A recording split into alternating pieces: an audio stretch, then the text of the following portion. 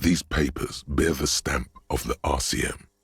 They appear to be fragments of the lieutenant's paperwork, half finished. You make out notes on this and other recent cases.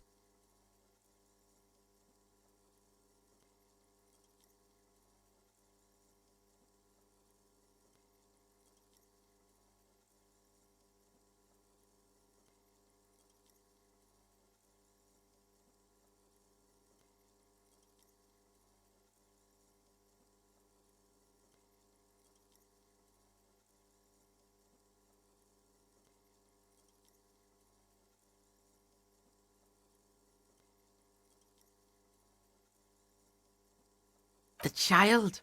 Dom's unfinished. Dom's unfinished too. The man with the hole in his head. Oh, boring ass shit.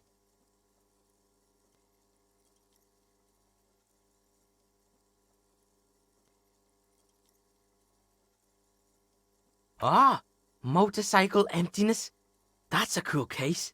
Kuno can solve that shit for the Beano.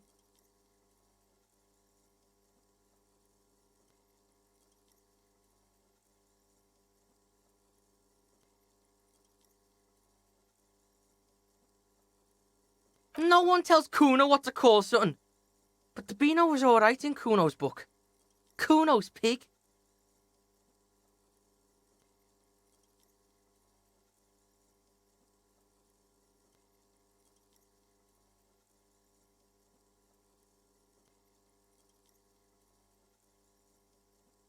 Very little. This is a daily write-up. He's just started copying notes from his notebook, preparing them for filing. The case appears to be named, however.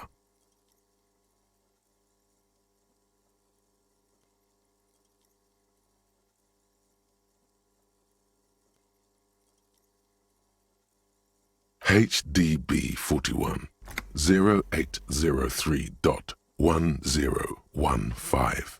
The Hanged Man.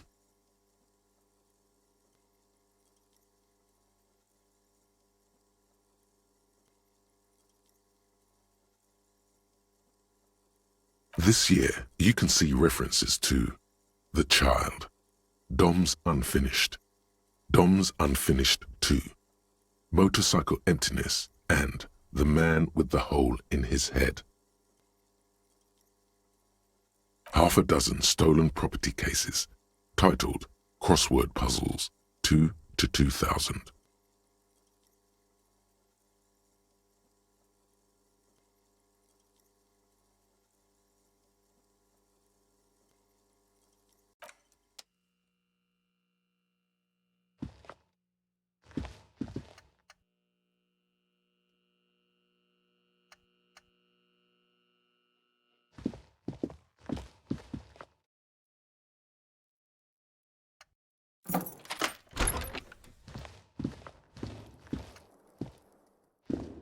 The bathroom mirror has been wiped completely clean. You see the reflection of your face in the mirror, such as it is. A regular, clean-shaven police officer.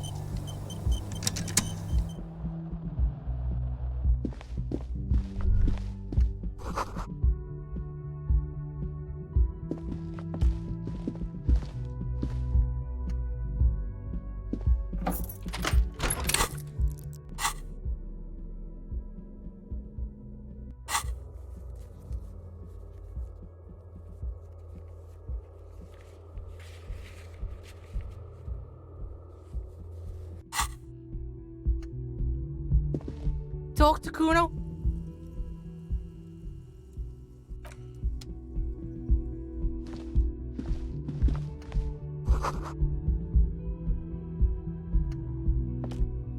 Next to the stack of bills, you see a note, a few lines jotted down in large, uneven handwriting, just as the writer was about to rush out the door.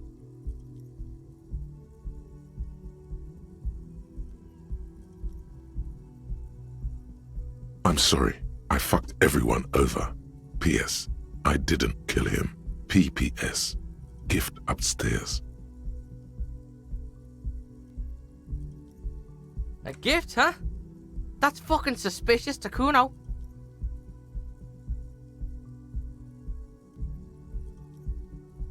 A trap, probably, but don't sweat it. You got the Kuno spot on you. Let's go in. Just don't walk into another radio trap, okay? Yeah. Fugitive on the run shit. Kuno's seen this shit before.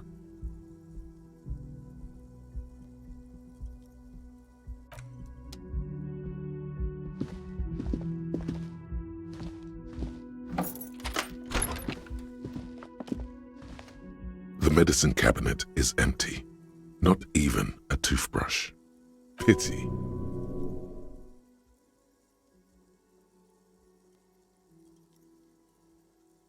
Nah, pig. That'd be too easy. Let's keep looking. Smart chick. Kuno never leaves shit behind either. Kuno's a pro.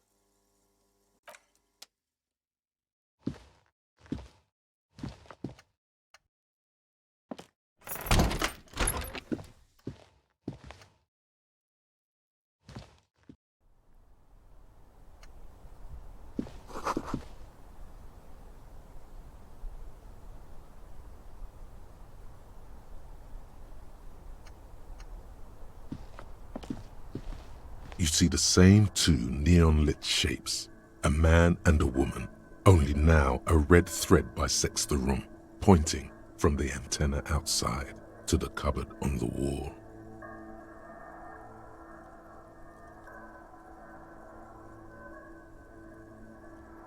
Oh, Kuno knows this shit. Ballistic shit, science radio shit. Shows where the shot came from.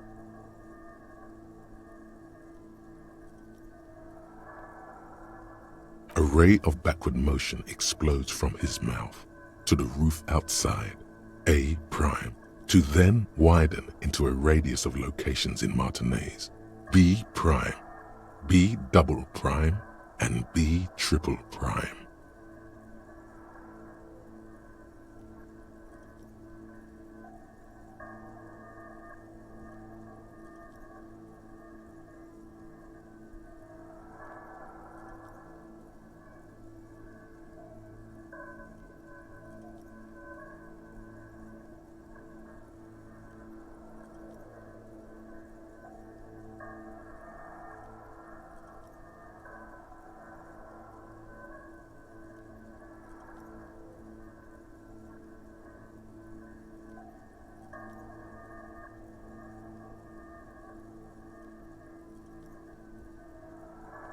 It suggests the bullet came from the extreme upper quadrant of possible angles, from a point beyond the roof, B triple prime.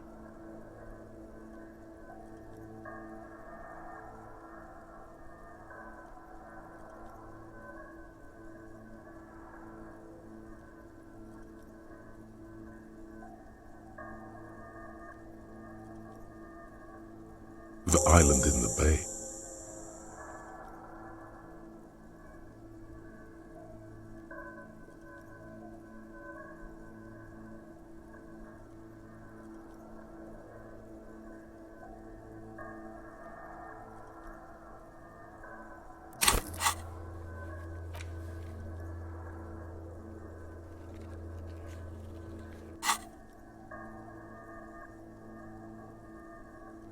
Pig? You're really fucking onto something there.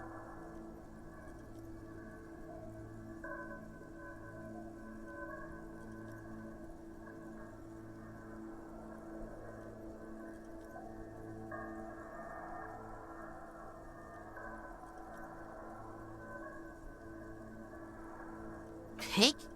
You're really fucking onto something there.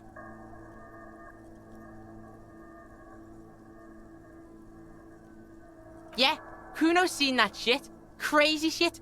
Ain't nothing to Kuno, but lots of places to hide there.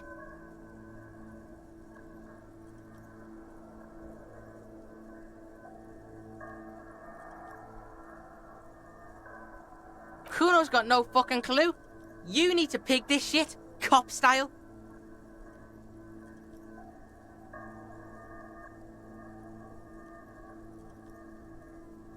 Cool shit, Sub-Zero shit. Kuno's listening, you got his attention, so what's next?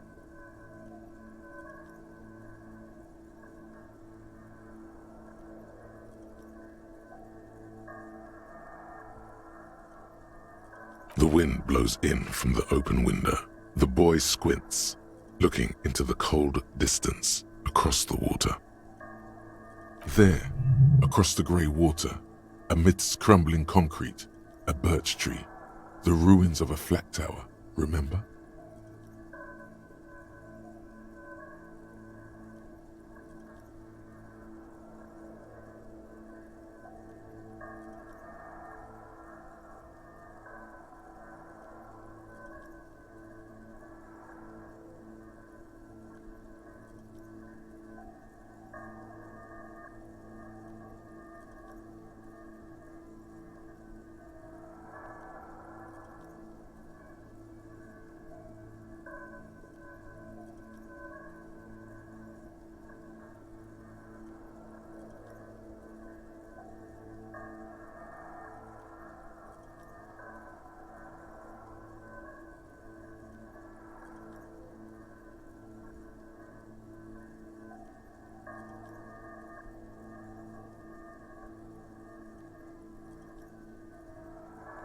Totally what a sniper would use. Aircraft gun.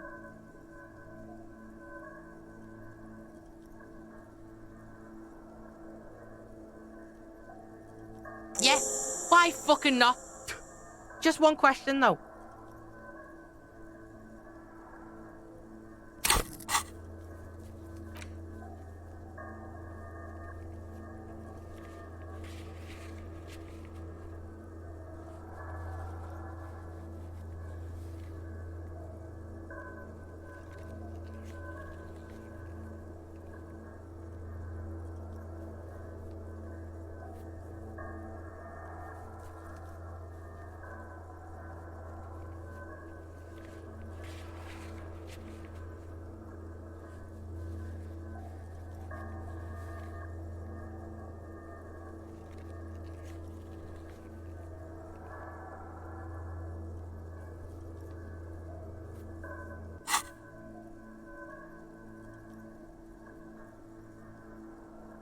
How are you gonna get to the island? Kuno has his ways, but that ain't for your fat old ass.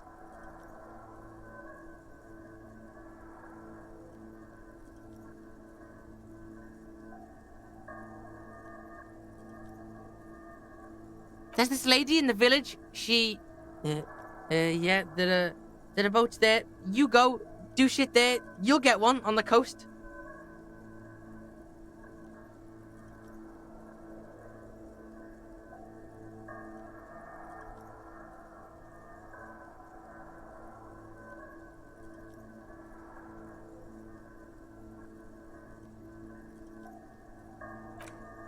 One kilometer away, a point beyond the docks, on an islet in the bay. The fort is ruined, but the perpetrator may have found a stable spot on the beaches surrounding it, where the concrete crumbles into the sea, as you saw in the coin-operated viewer.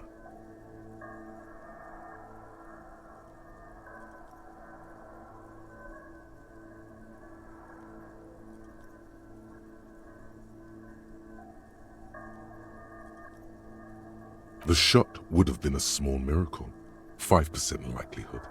There is an extremely narrow field of view from the bay to the window, between Rue de Saint-Ghislain 8B and 33A. The angle would have been extreme and access to the islets is questionable, but it is a possibility.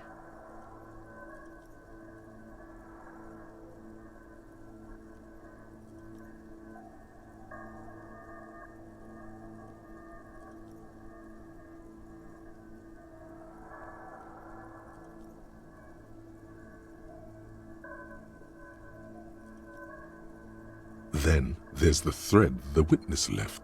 She did have a first-hand view of the event. Perhaps she found something in the outer reaches of her memory of it.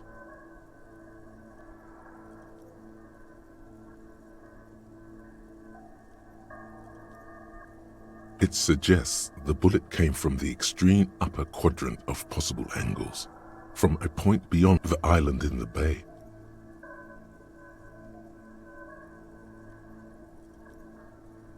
Cool shit. Sub-Zero shit. Kuno's listening. You got his attention. The wind blows in. There, across the grey water, amidst crumbling concrete, a birch tree. Yeah. Why fucking not? How are you gonna get to the island? Kuno has his ways, but that ain't for your... There's this lady in the village. She... yeah, the...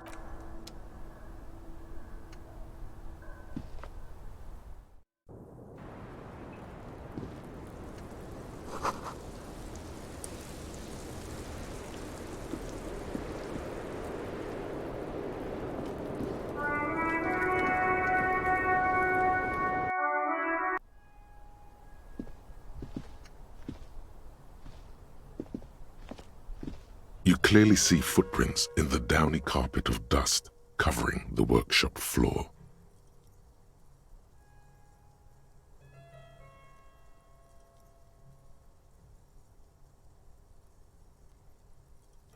Large prints, most likely made by boots. The size is hard to determine. One person has been here. They've gone back and forth. The tips point both. Shoe size is 41 to 42, maybe 43. It could be a large-footed woman or a small to average-footed man. This, of course, damn.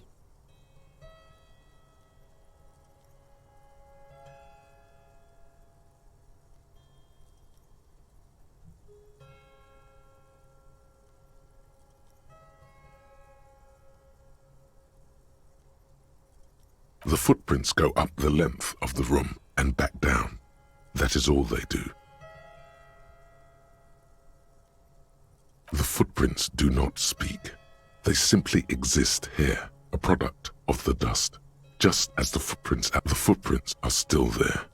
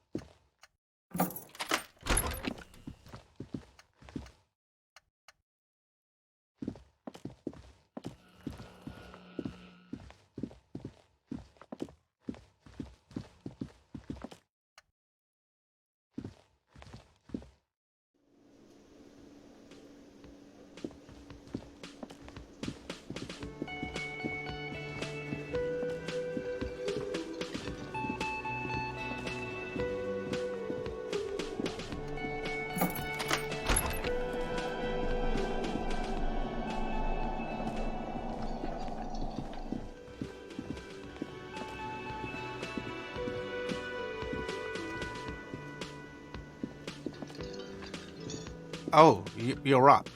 It's good to see you back on your feet. Did you like your room? I cleaned it for you.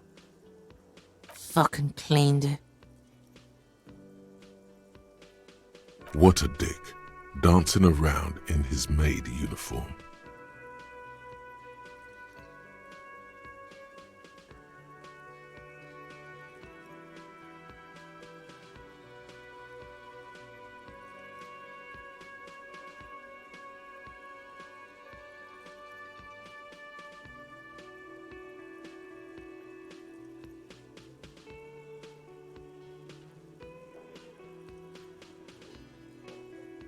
You're welcome. I thought it would be nice for you to wake up in a clean place after you, let's be fair, defended this establishment and its clientele from gunfire.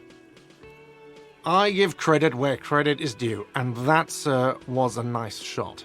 I was watching until you hit him. Crawled inside then. Bullets started flying.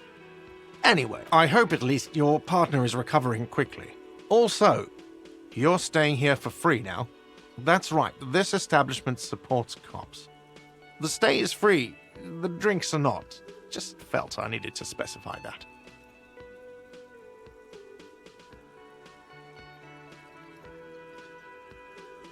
Oh, you know, people don't tend to stick around after shootouts. Turns out they're not good for business.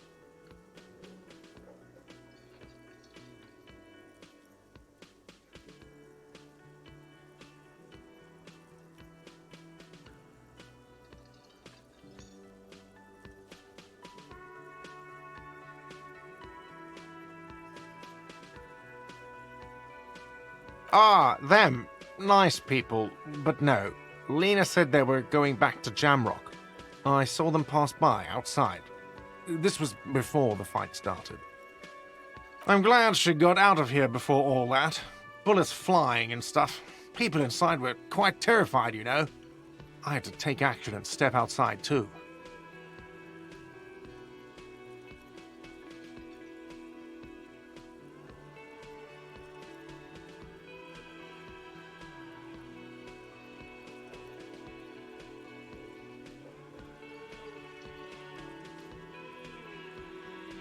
I mean, you're a detective. Perhaps you can track them down. Shouldn't be that hard.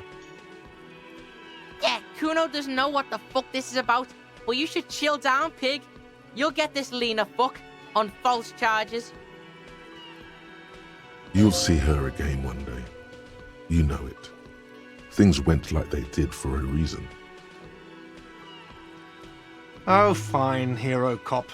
Lena left a forwarding address. 1113 Tabernacle Road in Jamrock.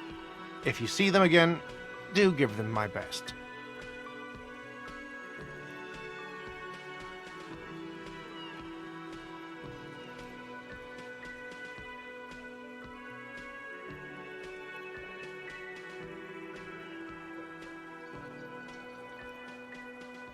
I don't remember everyone who comes here. And many people wear sunglasses inside lately. Must be a fad.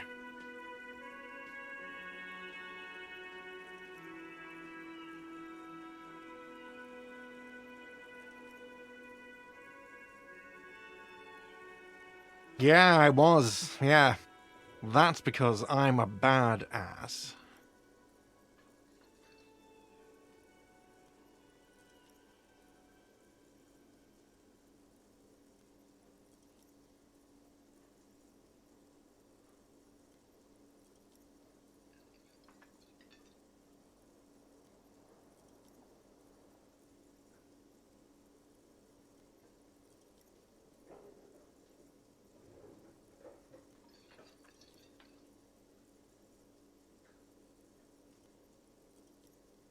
Yeah, well, fuck you too then. You have any more questions or stylistic pronunciation advice? He's not too offended.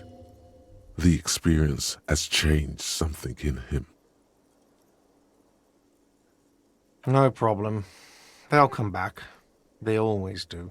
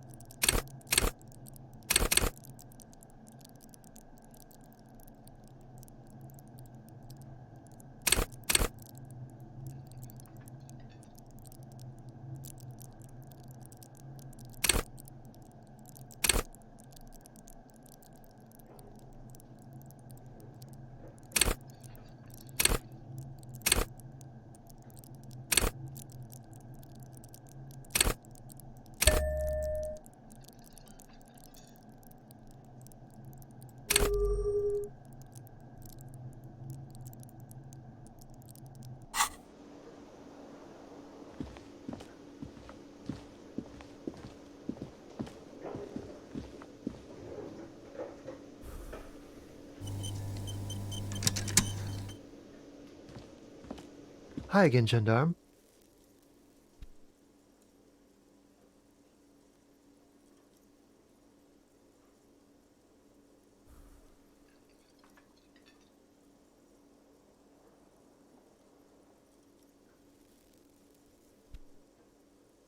Bye-bye, gendarme.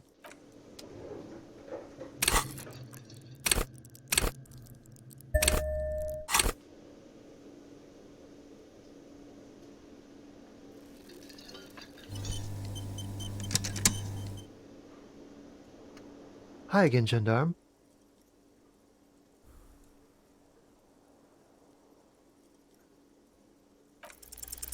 It's the sports. He's a sports guy, all about that physical prowess and athletic skill.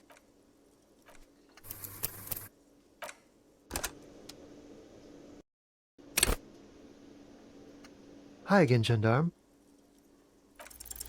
Could he be a member of the homosexual underground?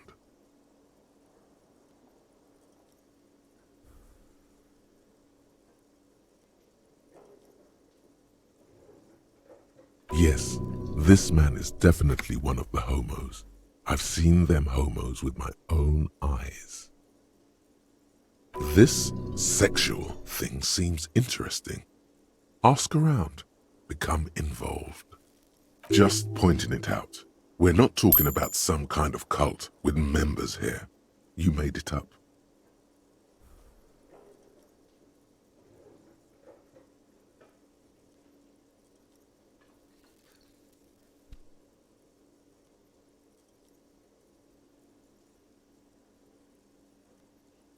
The homosexual underground?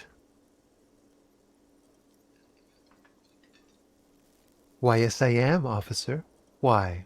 Do you want to investigate?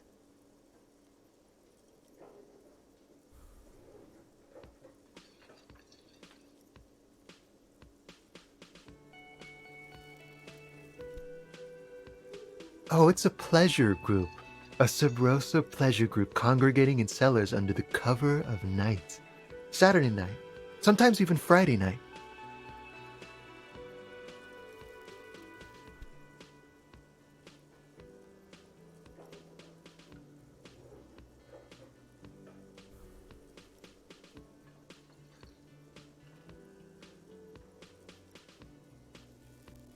Or Thursday night.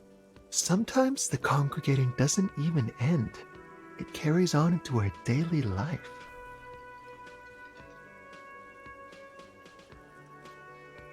Oh, we're ambitious. We want to destroy the last vestiges of meaning, the last things people in Rebishol have to hold on to, the true symbols of security, the meaning of man and woman, mother and father, their marriage. Everything will be constantly shifting and moving under our rule. The future will belong to a circus of identities just spinning around, surreal and unreal. You won't even know who you are anymore.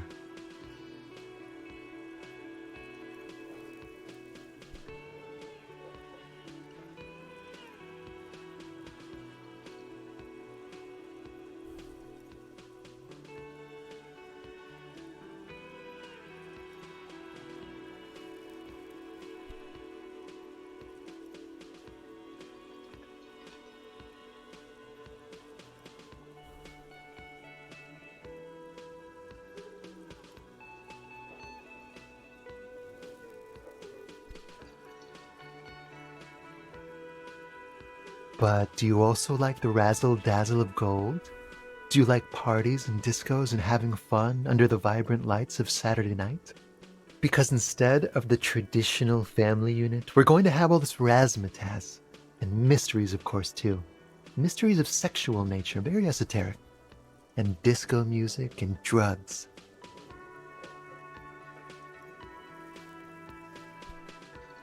Because instead of the traditional family unit, we're going to have all this razzmatazz.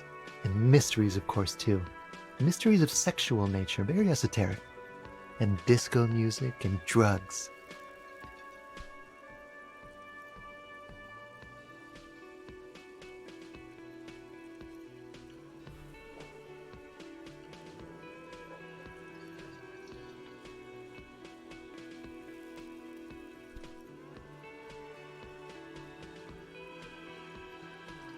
You can't just get into it. You have to be born into it.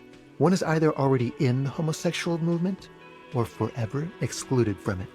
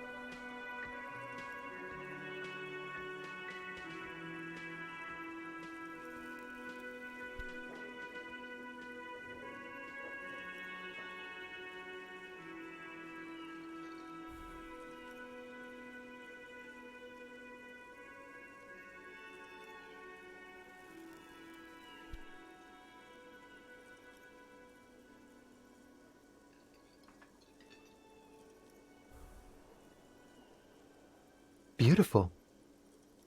Beautiful. That's exactly what we're looking for. Who knows, maybe you were homosexual in the past. Maybe all of that has been repressed.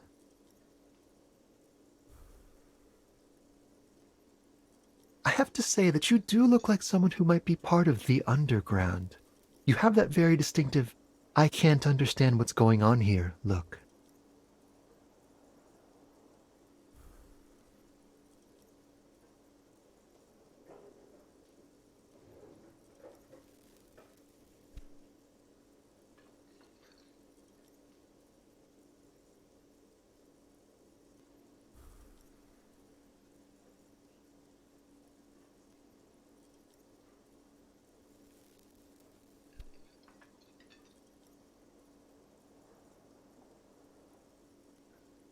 Do think about it, officer.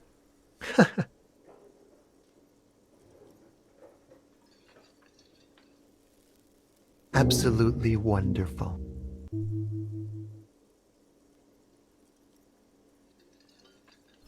A man like you can figure out his sexuality in a working day. It won't be 20 hours unless you want to enter the heightened realms of the phantasme erotique afterwards. It may be 20 hours or more, but that would be on your own time.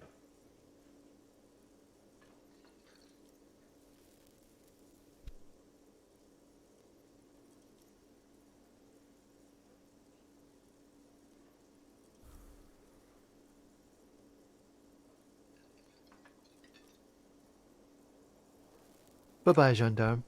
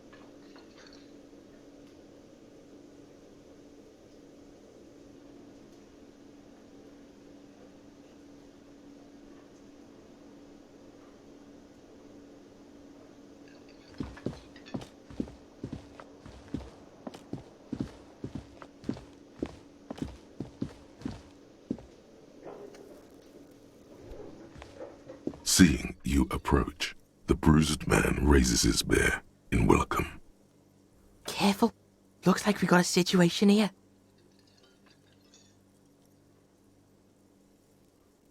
Those guys are what Kuno calls the army. They think they're a big deal around here. He really hates the Hardy Boys. Laying off speed for a few days hasn't changed that. Titus ignoring him doesn't help either.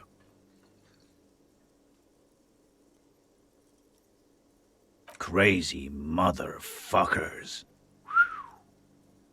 Didn't think you had that fury in you, but I guess I've misjudged a lot of people lately.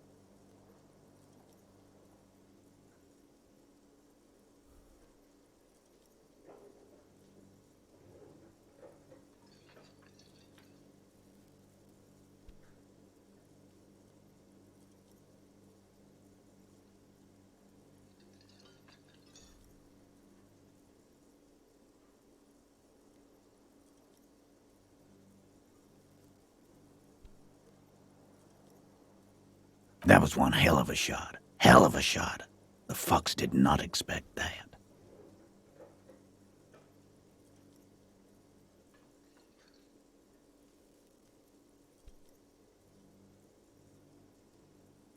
I guess what I'm trying to say here is, thank you for intervening, Capo. That was mighty brave of you. Situation diffused. Titus's hand is covered in bruises and half plastered. Still, this hulking lump of man is glad to be alive.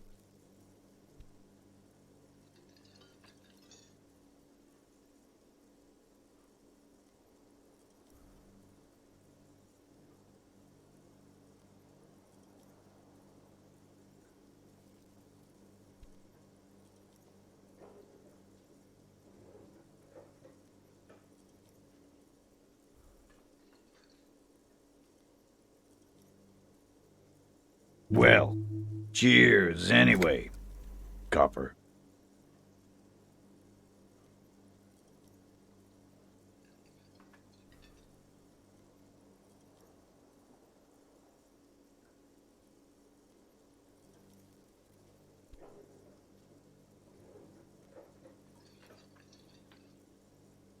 Theo was old. I think he'd be pretty happy with the way he went. Never could imagine him withering away on a sickbed.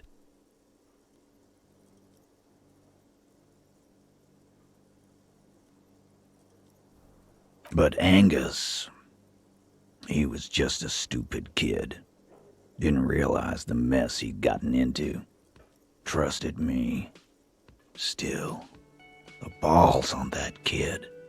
Went down fighting for someone else's shit like a fat, angry bear.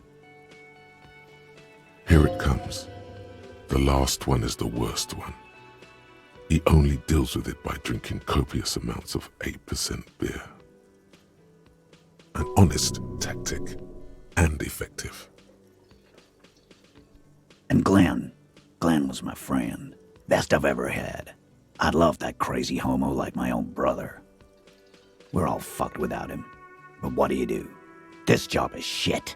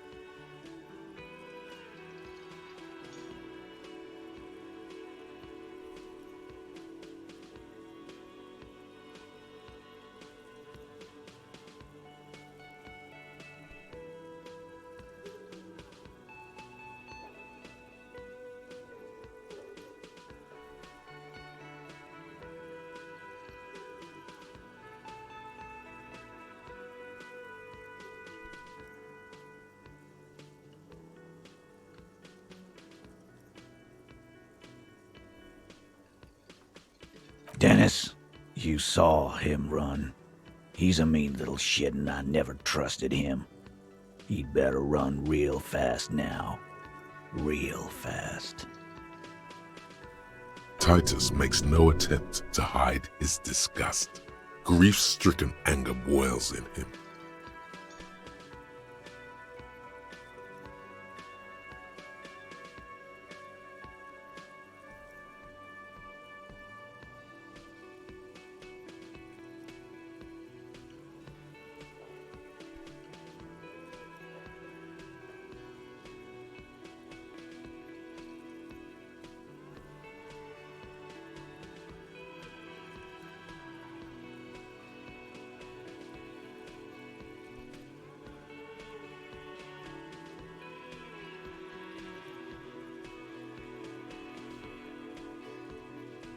Well, yeah. Memento mori. Right.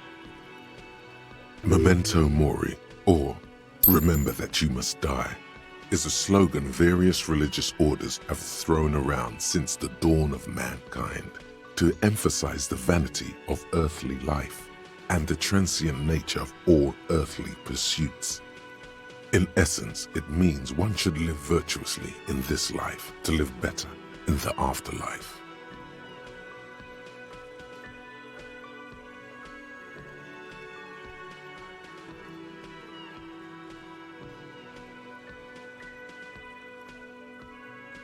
Sure it does.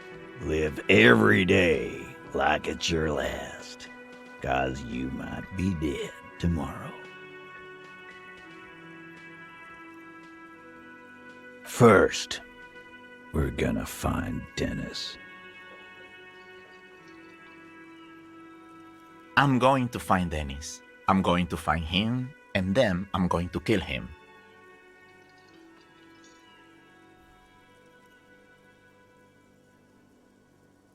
The tone of the statement is so matter-of-fact. It's as though he were talking about picking up a morning newspaper on his daily walk around the block.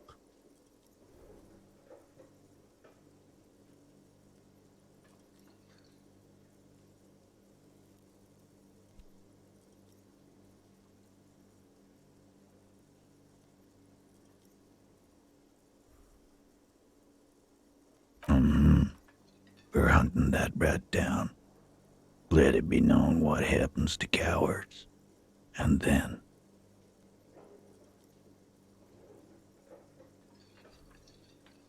I guess I'll take a closer look at our union members. There's bound to be some ambitious fellows there who'd love nothing more than advancing social democracy by busting some heads. Might even ask Tibbs if he's tired of replacing windows, and maybe wants to have some fun with his brother. Anyway, don't you worry. As long as Titus Hardy's standing, there will be Hardy Boys.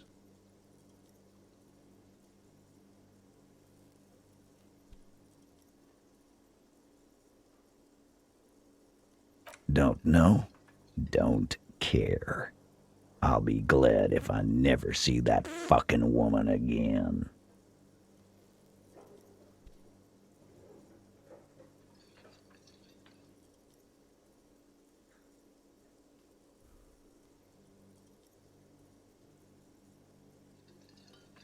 Nope. He did.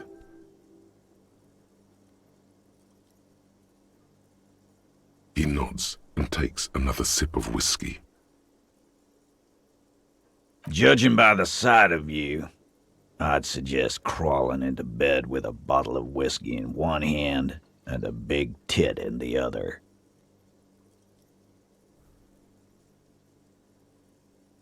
Yeah, go pay Monica visiting Janrock. She's got a knack for making men forget about their worries. Biggest pair of milkers in all Rebacho. I'll go pay your partner a visit in the hospital. I hear he got shot up pretty bad. We don't have time for that grief shit. Kun and Pig are gunning it. We got a case to solve. Kun? And what the fuck now? Easy, E. Let the kid be. This is a day of mourning, and I don't want it turned into a joke. You chasing the kid around, the kid calling you a fucktard. We don't need that shit. Right.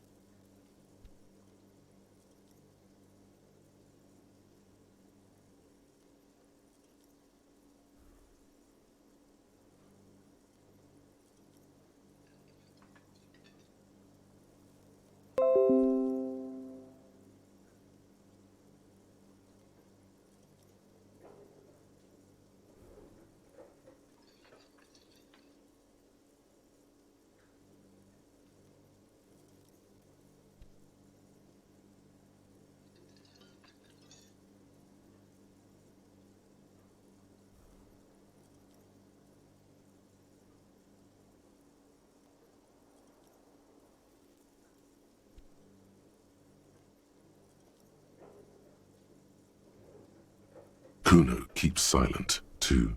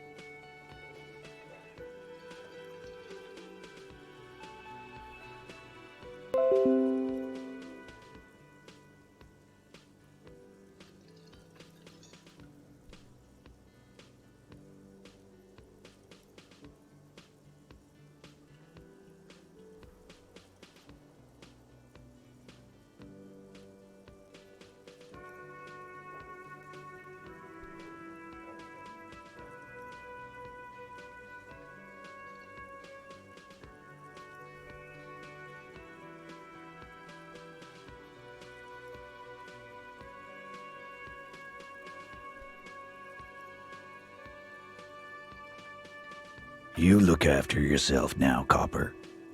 Death passed on you today, but men don't get that lucky twice. Copoloco. Good luck in Jamrock. Scars make the best tattoos, they say.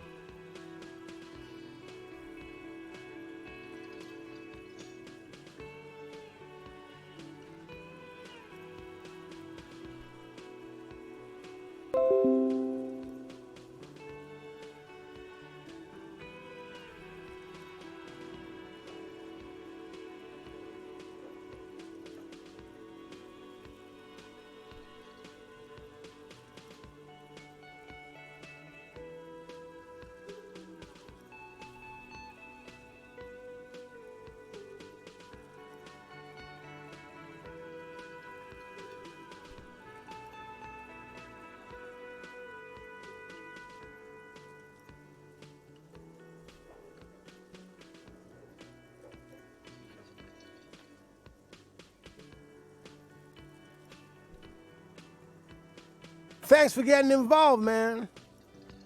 Not a lot of cops would step into that line of fire, but you did. And if you ever feel like the uniform is holding you back, I've got a few vacancies. You'd make one hardy boy, Copper.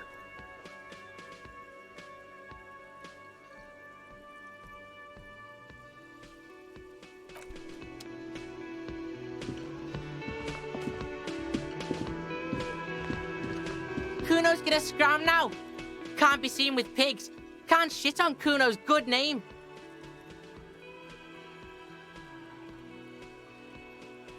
So yeah, see you on the C4 island. Try not to get shot or drunk again. Kuno's counting on your ass.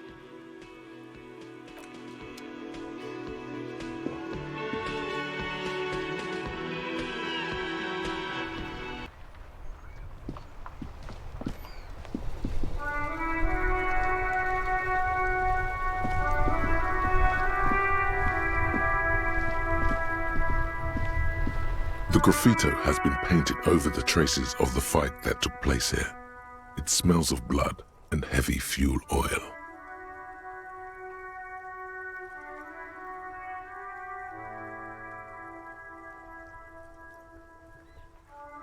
This was Cindy the Skull.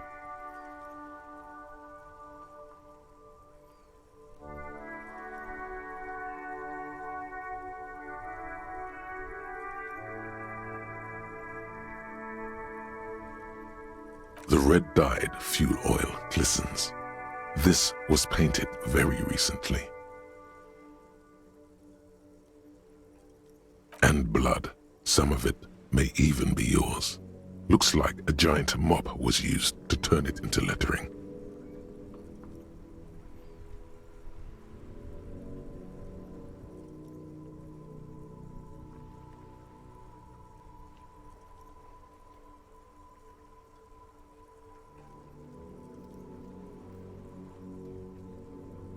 Heavy fuel oil. Isn't that flammable?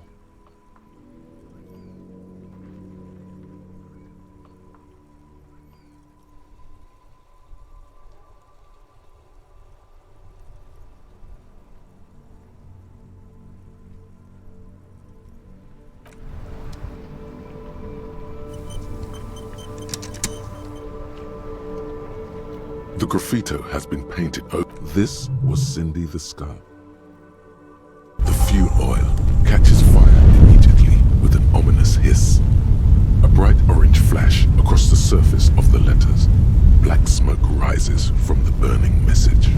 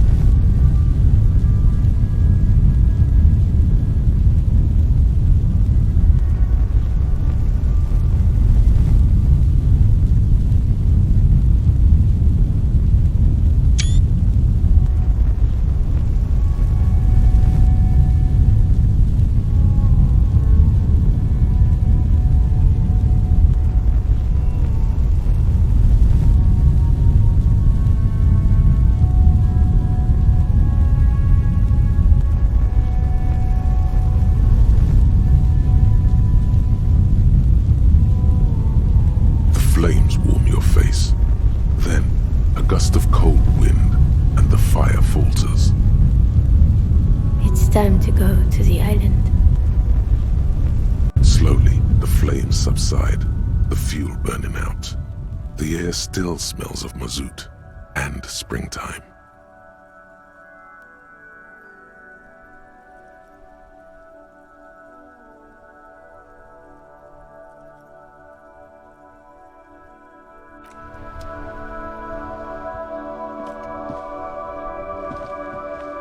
The dented yellow mailbox greets you with its graffito and bullet holes in the front.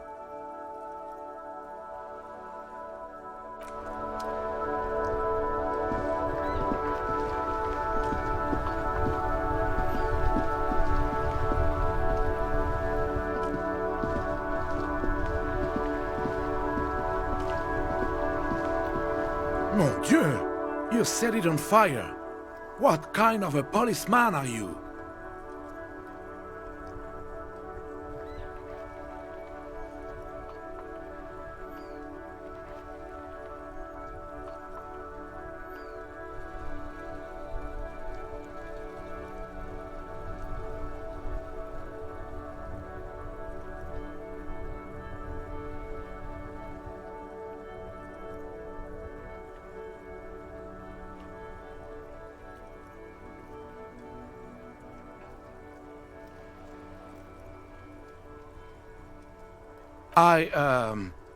That's nice. Better somehow. Can I help in any way?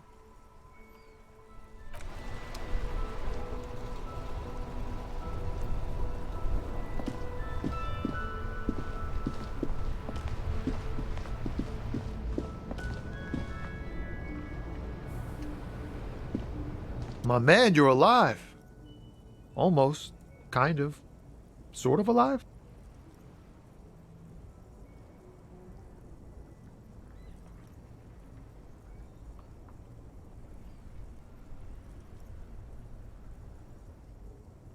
Man, what a day. I missed out on most of the action, but I heard it was quite the encounter. Had a strong sense of finality to it. So what's next? You heading back to Jamrock now? Talker's local union muscle were behind it all. I'd reckon the case is closed, even if it kind of turned into a shit show.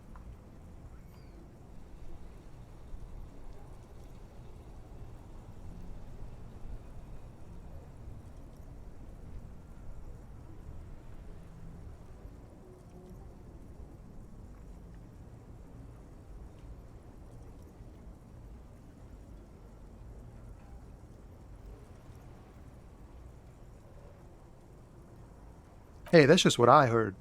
Old wives' tale. So, what next?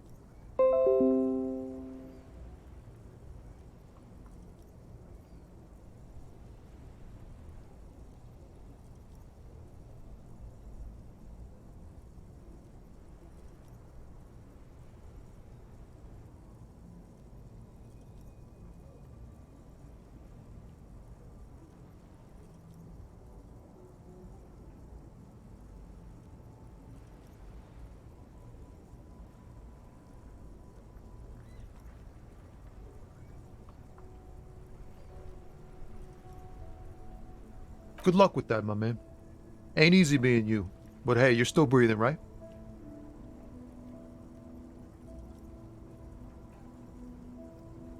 Fuck it. I'm a bad guy now. There's things more important than holding a grudge. It's okay. You've been through enough. We are what we are, and you're a cop. Shoot. Sorry, man. Didn't mean it like that. Ask away.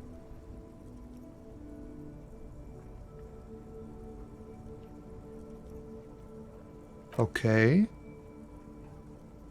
Is it wise to share information about the case like this, sire?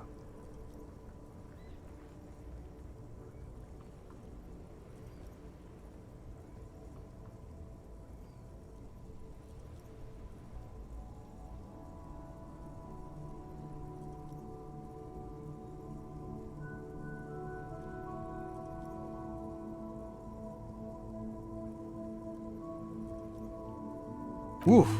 Good on her. And good on you, too, my man. That's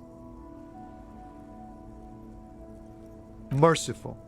Downright merciful. You cops keep exercising that muscle, and people will be more willing to cooperate, you know. He's clearly relieved.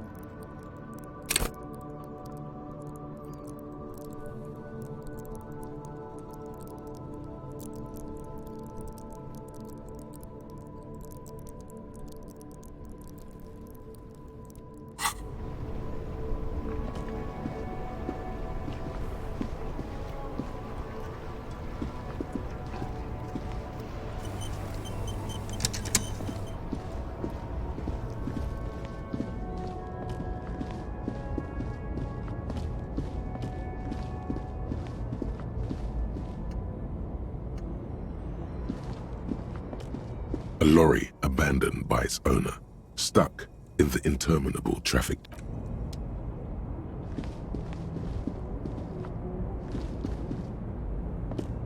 The scaffolding around the old monument has been taken down. In its place are the spoils of your investment. Numerous rods and ropes still hold the original reassemblage in place.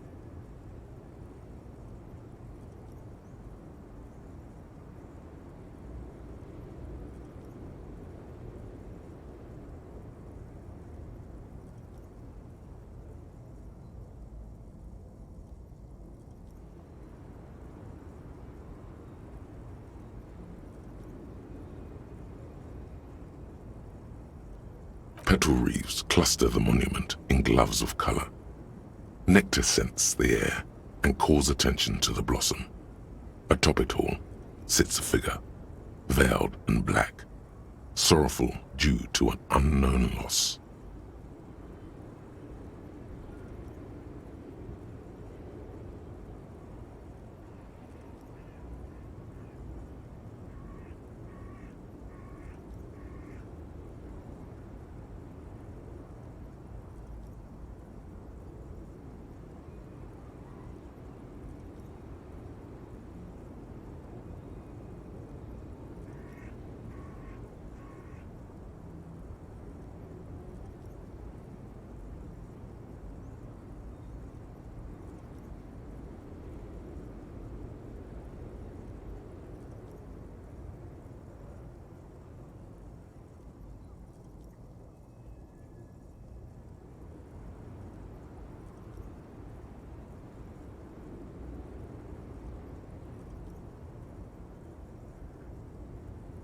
Your eyes glide over the horse, over its patina green coat. Something about the mount's sad animal eyes makes you pause.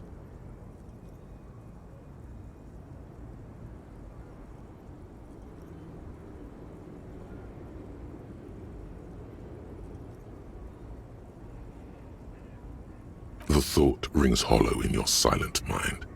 It's even quieter on the roundabout, under the brilliant sun.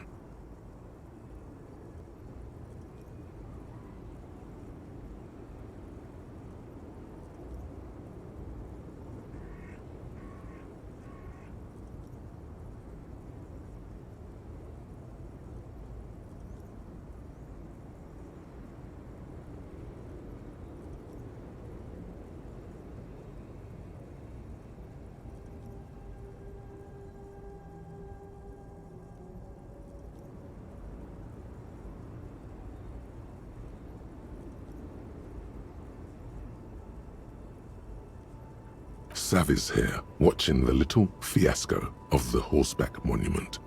You should distance yourself from this project. Say it's your personal brand strategist gone rogue.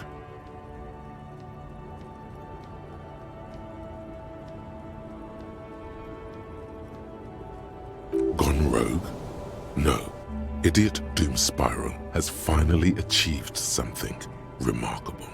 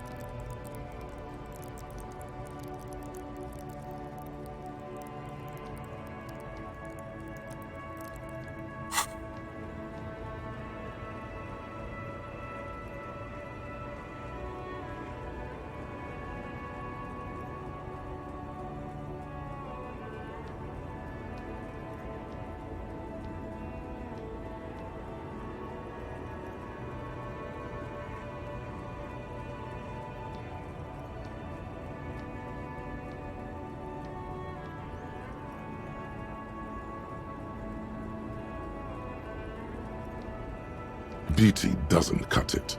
We have a long way to go. Your net worth is still nothing if you factor in the tax. Come on, we've stood here long enough, and money doesn't sleep. The veiled figure towers above, mounted on a horse. Numerous rods and ropes still hold the original reassemblage in place.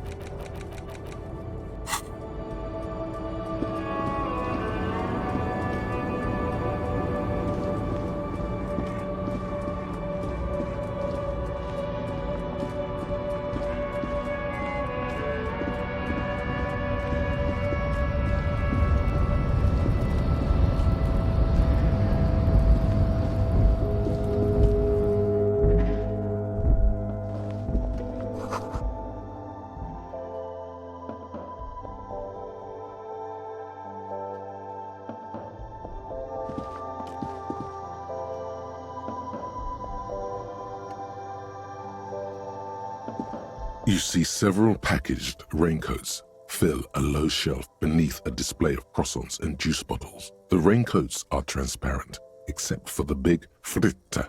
Here you go.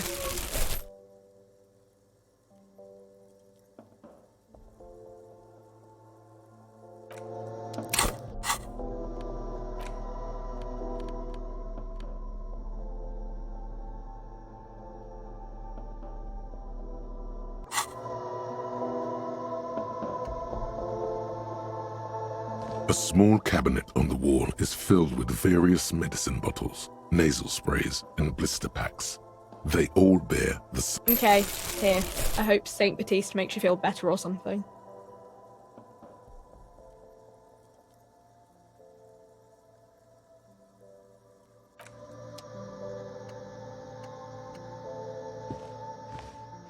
a colorful display of cigarettes and Again, I'm obliged to inform you that both alcohol and cigarettes damage your health.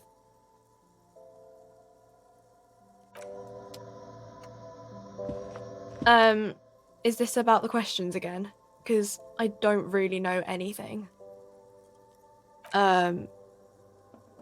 that's teen speak for no. No. Yeah, I don't know.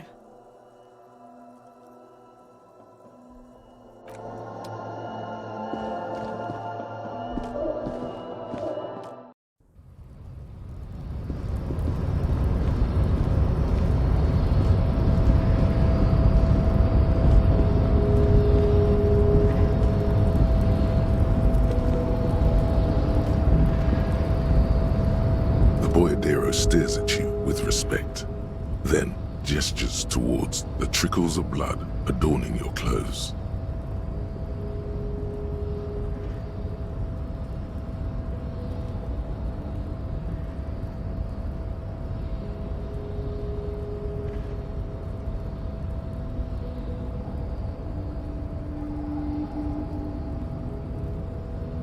There are types of danger. The one I'm usually concerned with is lung cancer or getting mauled by wildlife, not bullets. It calls back to an older era where this was commonplace, though. You have a true boyadero heart. Hiding, gathering themselves. The harbor's in full lockdown, friend. No getting in or out for the time being.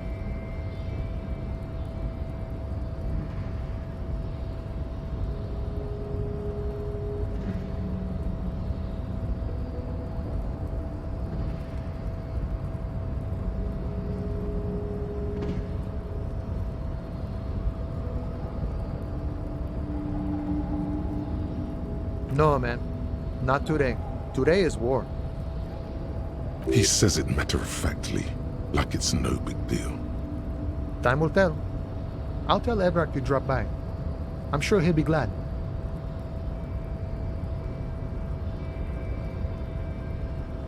I'll be okay here, doing lookout. Quite the sight, aren't they? Getting to like that red I am. Don't worry about me. I live to alleviate the worries of our brothers. See if any insane killers turn up. Then I'll run. And live.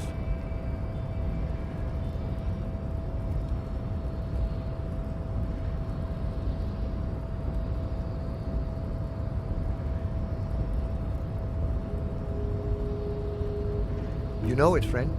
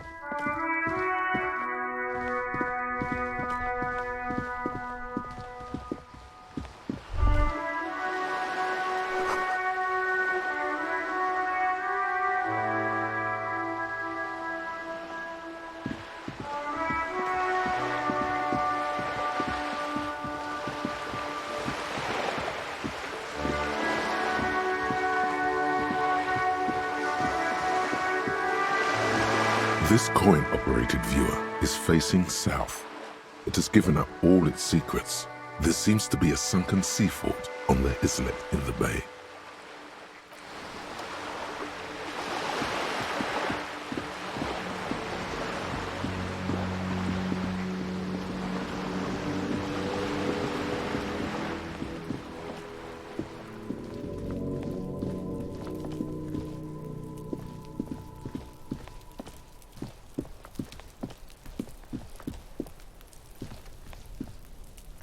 The door has braved the elements for decades. The copper nails holding the upholstery in place have turned green from sea. The key stops midway in the lock. Something's blocking its path. Not a sound. You should leave. Leave before anything happens.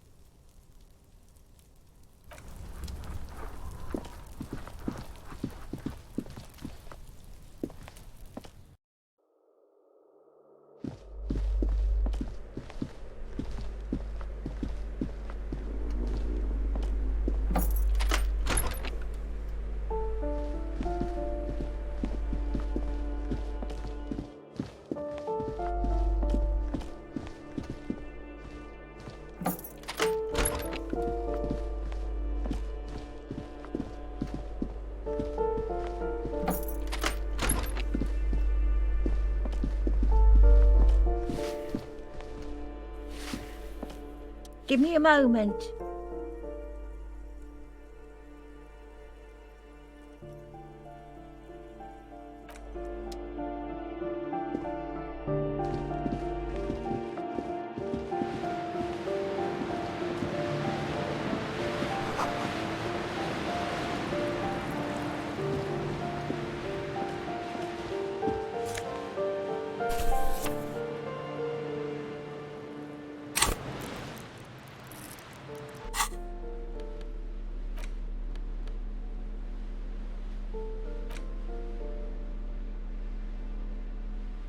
In your hands you hold 16 days of coldest age. Indeed, the book is unusually heavy in your hands, as though the cover were lined with lead.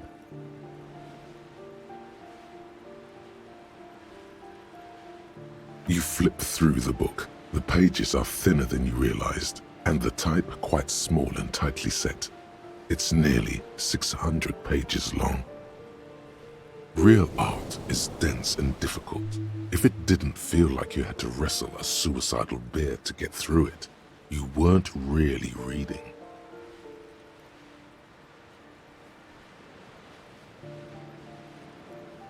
The back cover is dominated by a black and white photograph of the author. She can't be much older than her mid-30s in this photograph, and yet, from this cover, the eyes of a sad old woman stare back at you.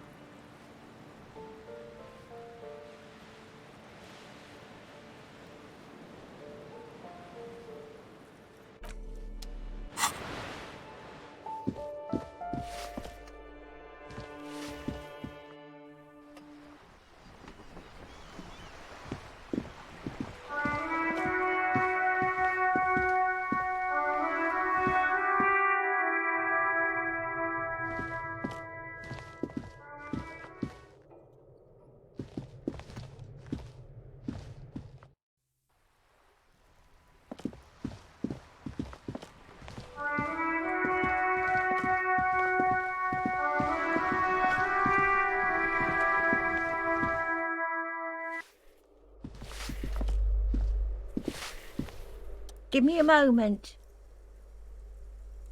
I'm no one. Just an old woman who cleans these hallways. If you can call it, it's barely bigger than a closet. And all she gets, too. She hasn't spoken to anyone for a while. Even her sentences feel rusty. Ask away, policeman. The artiste? Nothing I can do about her, I'm afraid. She ruins the wall. She leaves an old lady to her business. More than I can say for others. The hell am I supposed to know? Another nut job, I assume. She really doesn't like those nut jobs. Bad blood there. She mumbles some kind of a response. Then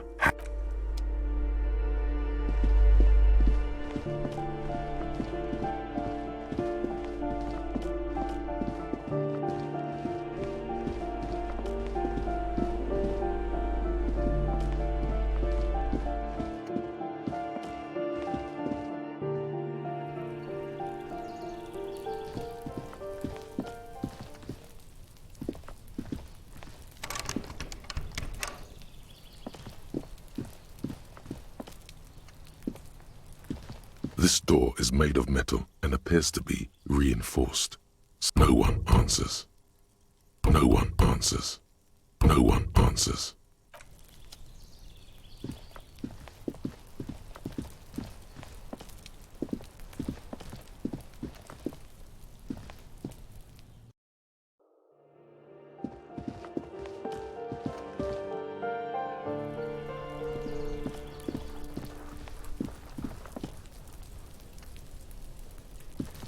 The door has braved the elements for decades.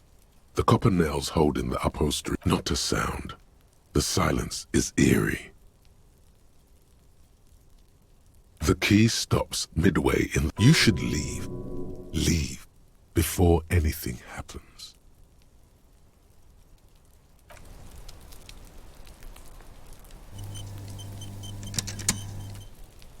The door has braved the elements for decades. No answer. No answer. No answer. No answer. No answer. No answer.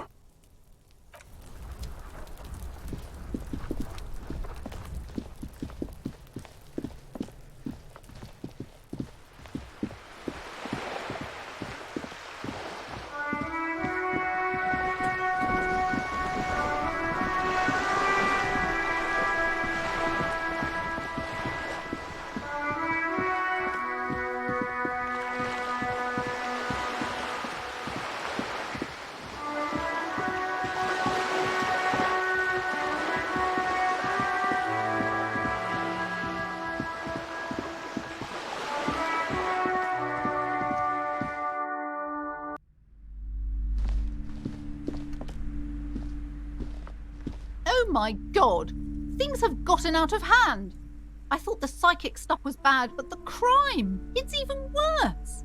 I haven't been able to come to work for 3 days. The shop has been locked. No sales, gangbangers running around, shooting everyone. I know I shouldn't have bought a shop in this ghetto.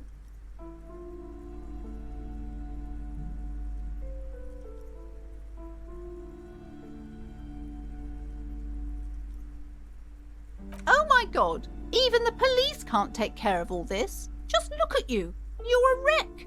Someone should do something about this. Maybe I should close the bookstore and open a psychic studio. Yes, it makes sense.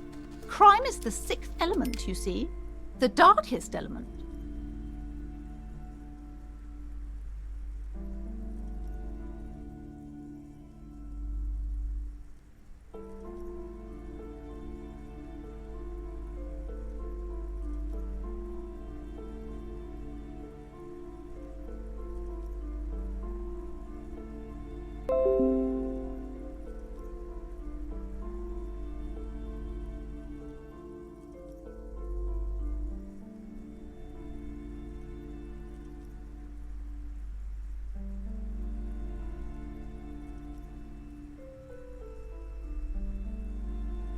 I could teach people to protect themselves against bad energies and to fight crime.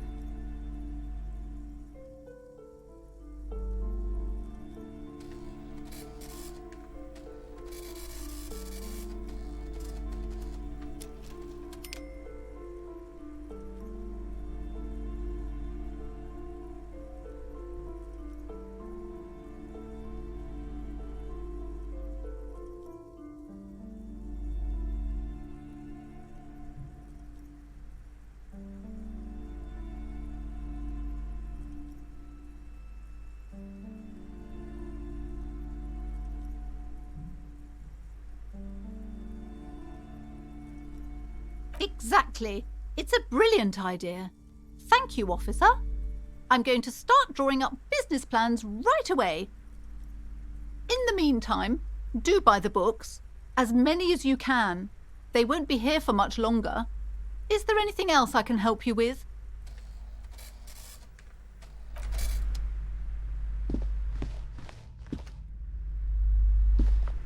Hi, Ace Detective. Are you here for more books?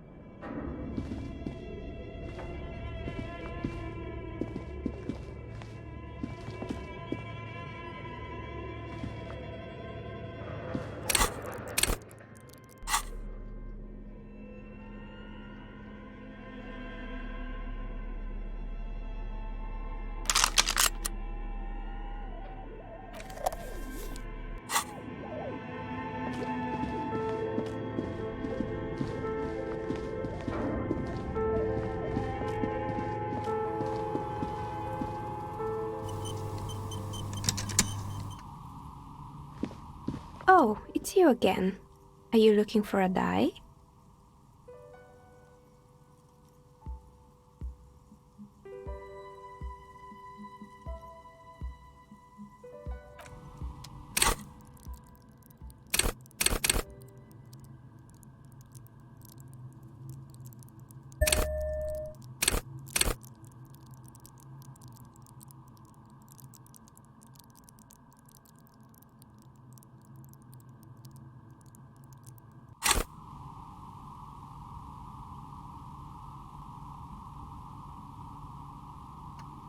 Oh, it's you again. Are you looking for a die?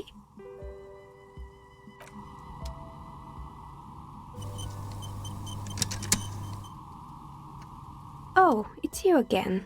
Are you looking for a die? I'm sorry. I'm a bit overloaded just now, so I can only produce one die per customer. A gust of cold air sweeps through the chimney. The stones and minerals on the shelves rattle as though agitated.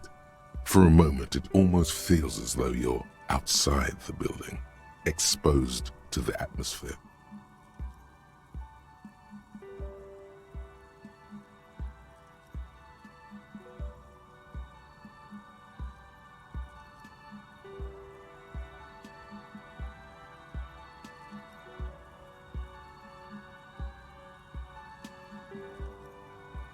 Didn't we already talk about this?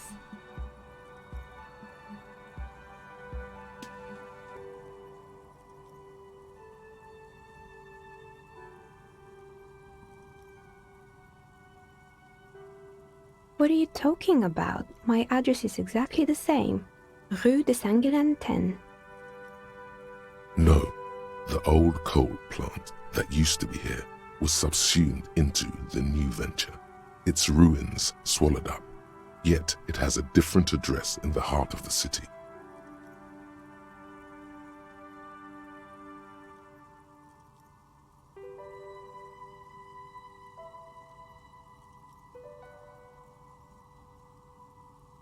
This doesn't make any sense.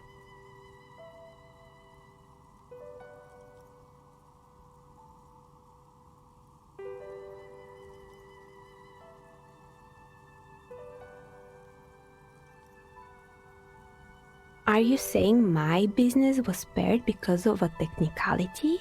Where is this coming from?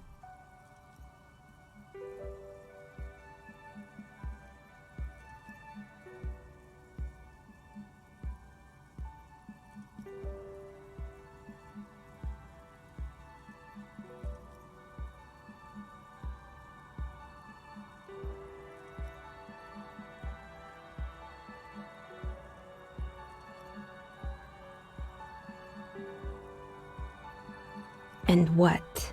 Does it mean that I'm safe from failure?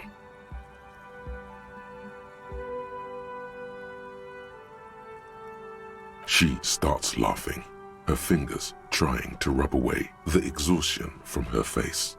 Do you know what this is?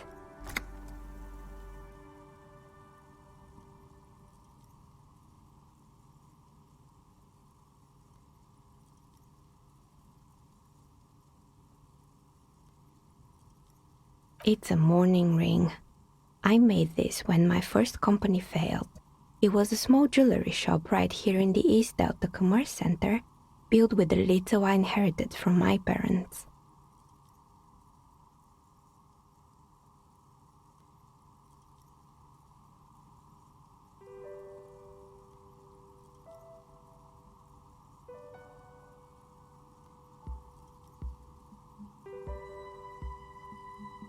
I drove it into the ground within a year.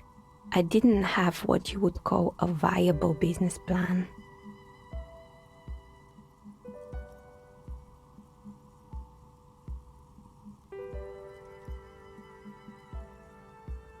It wasn't just a jewelry shop either. I always thought that it was just the world that you were supposed to try again and again until you finally succeed.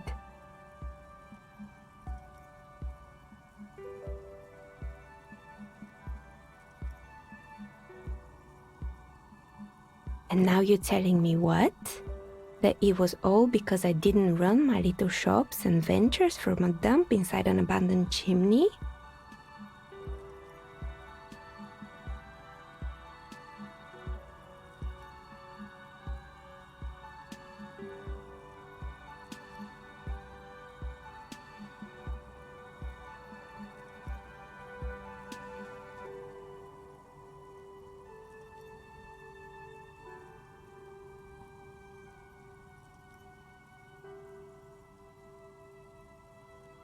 Yeah.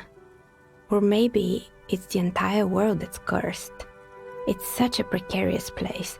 Nothing ever works out the way you want it. That's why people like role-playing games. You can be whoever you want to be, you can try again. Still, there is something inherently violent even about dice rolls.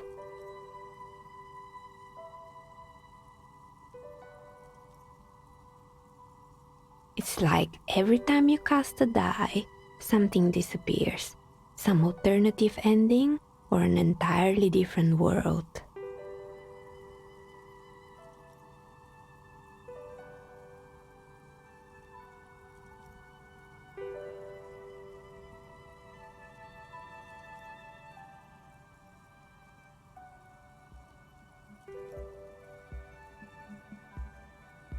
But anyway, thanks for sharing your theories, officer.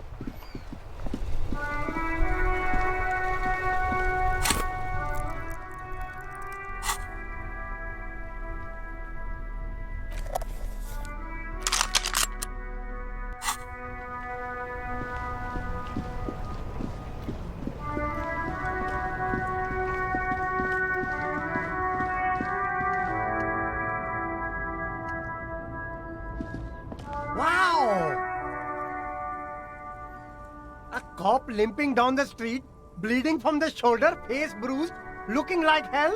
You know what that is? Cool! That's cool!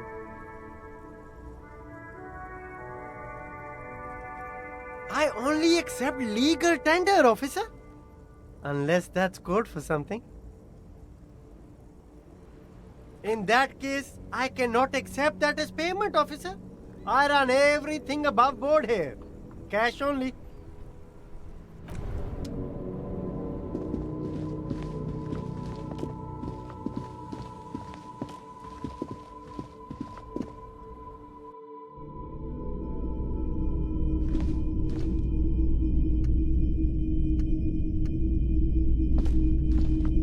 You see rows of toy soldiers guarding the rest of the trinkets displayed on the table. Big men on big horses. A classic set. The figurines represent the 5th century Franco-Nigerian. Between you and me, this is why I don't get involved in local politics.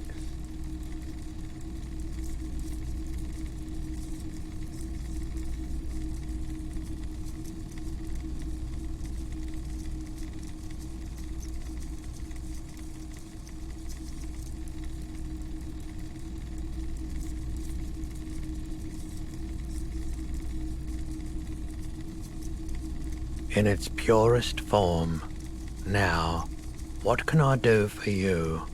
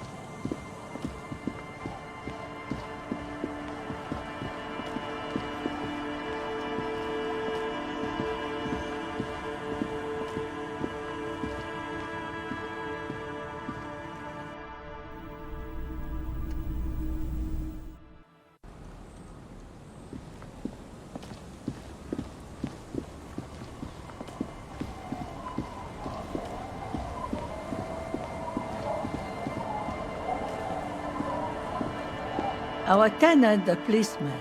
I hope the waves don't keep you up at night. What can I help you with? Even I can see that. I told you not to bring your trouble with you, policeman. We've got troubles of our own here. Though I suppose you took the worst of it. Turns out you were your own ill omen.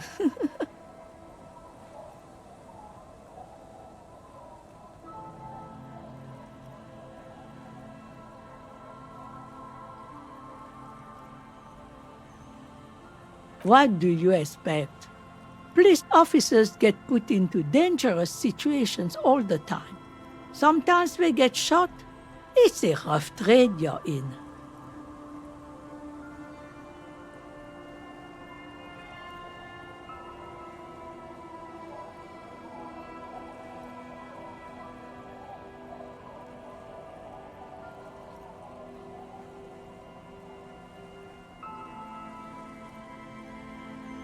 Still, I'm sorry to hear about your partner. He seemed to be a decent enough sort.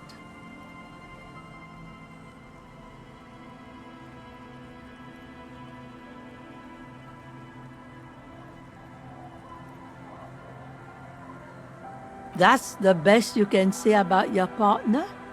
Sounds like it wasn't working out.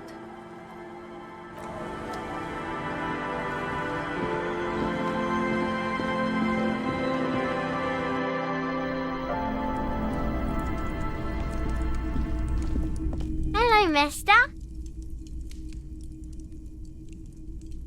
Bye.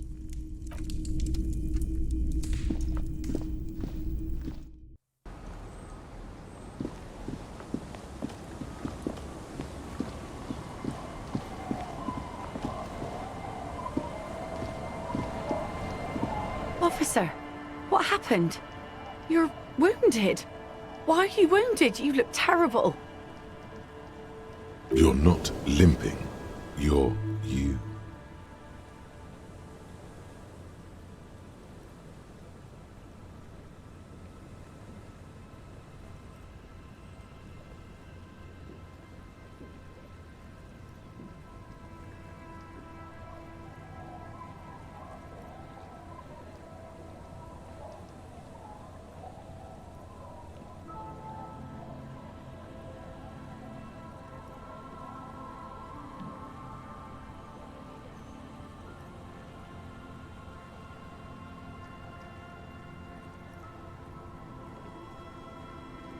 Is this from the shooting in town?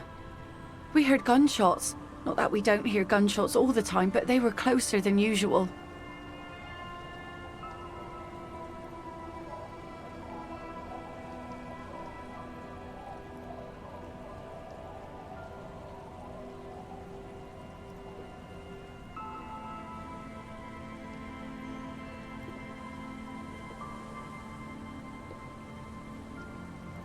That's nothing to brag about, officer.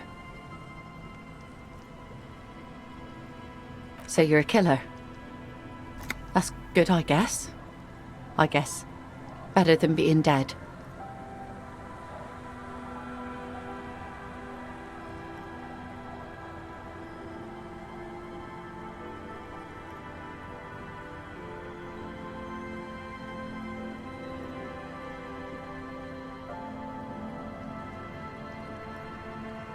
Aye. Not a lot of RCM men who aren't killers. She knew you were one when you took her to Land's End.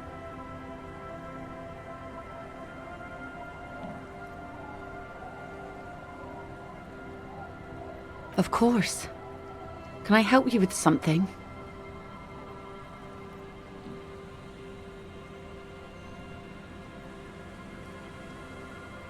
That won't be a problem. It's wind still and the tar just dried. We've got 2 days of relative sunshine ahead.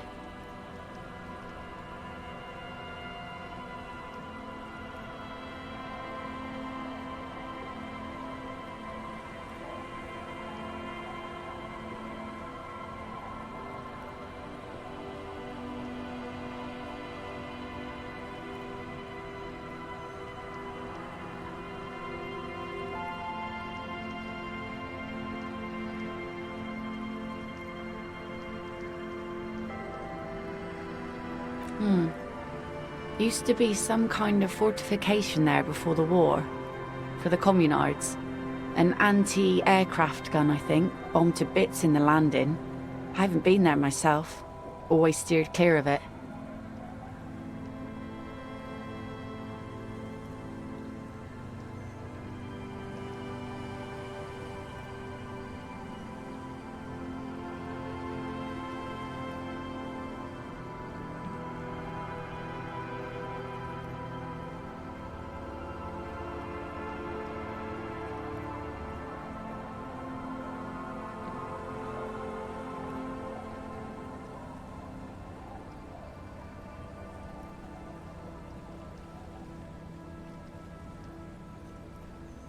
Hasn't been there herself. Who has then?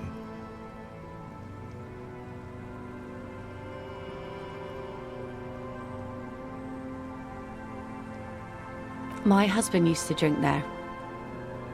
Him and his drinking buddies. Always seemed like a bad place to drink to me. People died there during the landing, you know. My mother told me. This must be one of the many fortifications that was used in the dying days of the revolution against coalition forces before they took this city.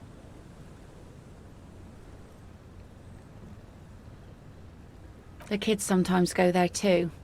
I know they do, on rafts. I tell them not to, but they bring back old bullet casings and such.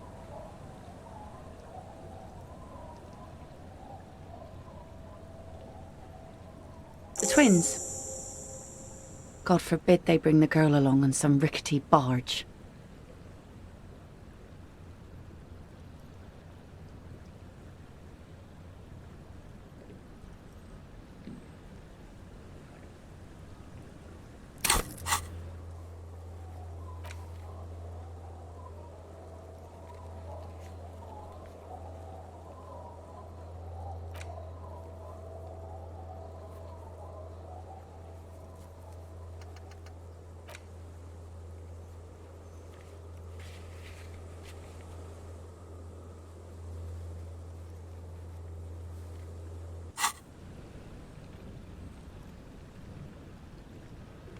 Well, most of it's sunken.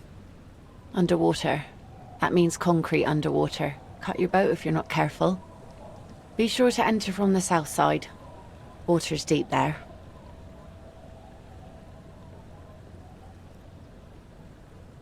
If you promise to bring it back, and no scraping the hull, I just got it nice and yellow, and no drinking on the boat, and no joyriding either.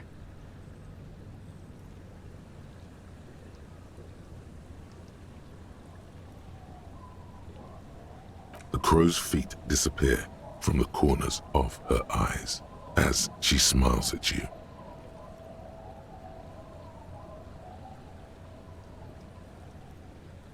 Please be conservative with the fuel, will you? Just filled her up, but it's a small tank.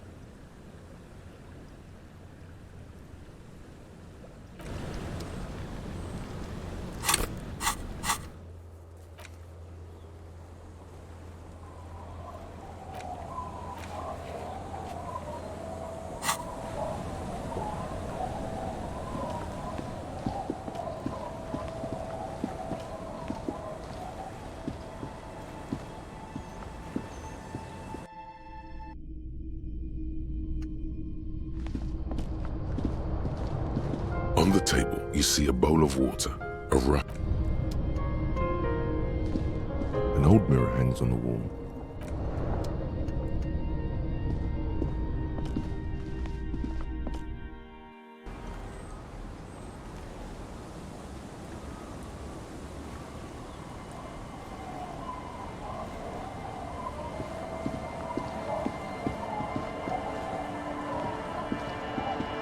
The scruffy-haired little boy kicks a stone while the other watches him do it.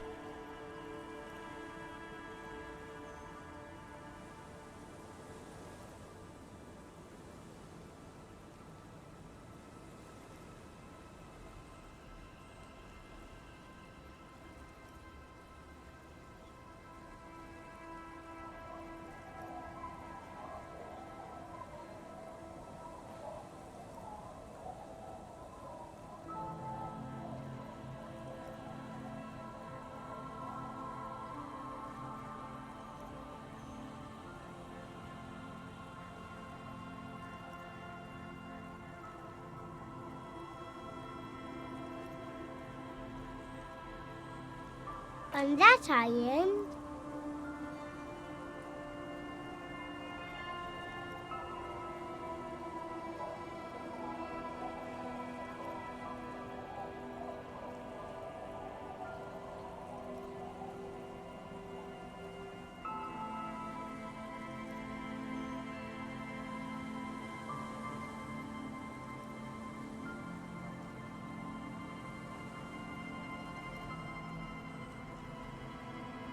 That's, nothing. It's just a seafort and some plants. You can take a raft there. It's great. And we make a fire. We make a fire. Mm-hmm. Gather the sticks for the fire and bullets.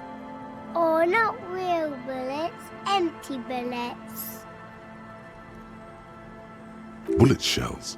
There are a lot of them left over from the war, but this could be important.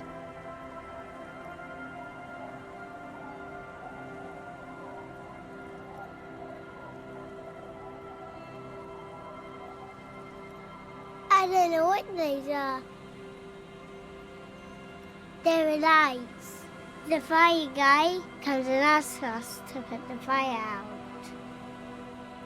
They must mean a human being on that island, but it's cut off.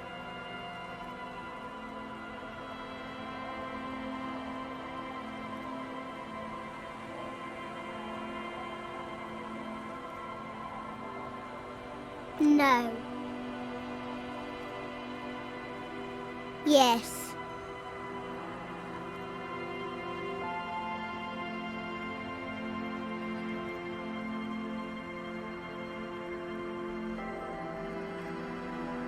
Because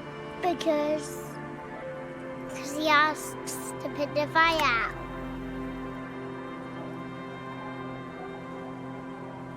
I don't know. He doesn't like it. He don't like people to be there. You shouldn't go. Yes.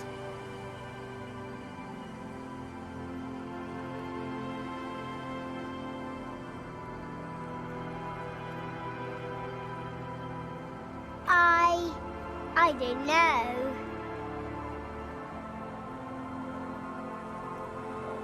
No, he doesn't live there. I don't think. No, he lives there. Been there twice, 2 times. He doesn't live there. He isn't there sometimes.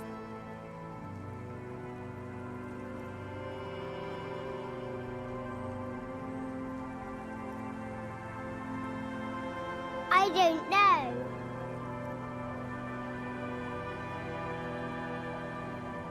We ran. He just yelled we shouldn't be there. Our father killed himself. Don't say that, he didn't.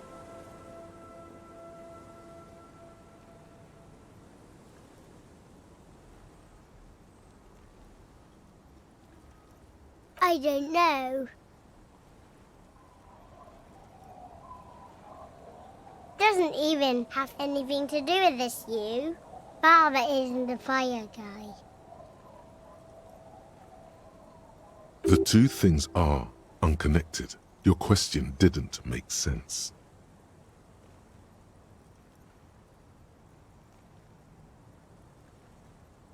There's a...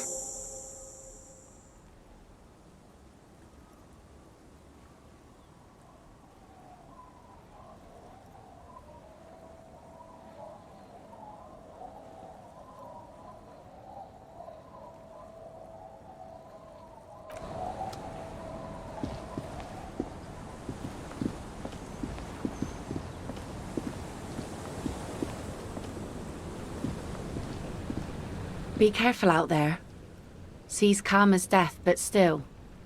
There are ruins underwater. You can scrape the paint, or worse.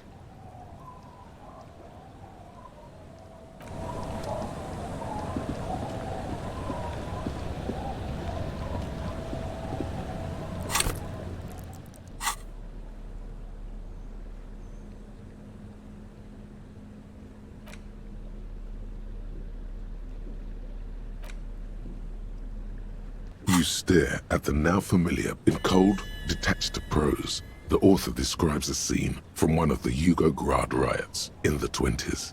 Youths overturn motor carriages and set trash cans ablaze, while heavily armored guardsmen dash in and disperse them in a flurry of baton blows.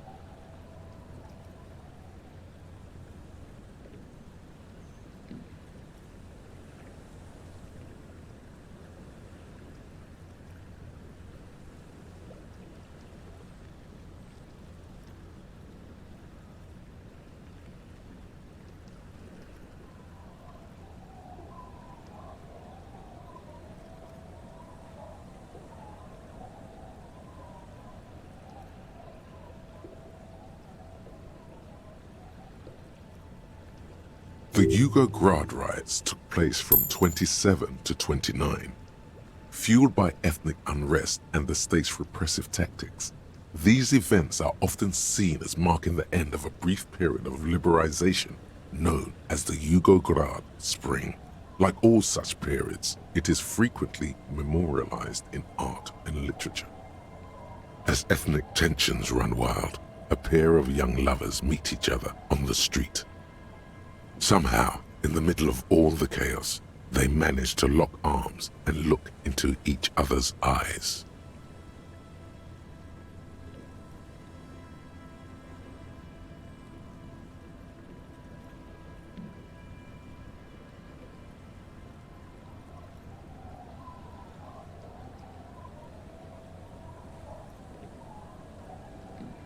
It would physically hurt you to keep reading. Are you sure? Fuck it. Do it. It can't be worse than what you've already felt.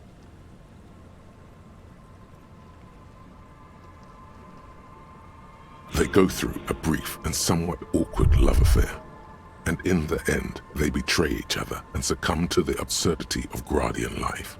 The man becomes a lens grinder, completely abandoning his former existence. He toils through the daily drudgery at the Lenka polyfabricate. Happiness and fulfillment have eluded him his whole life. And in the end, he has nothing to do but dedicate himself to the craft.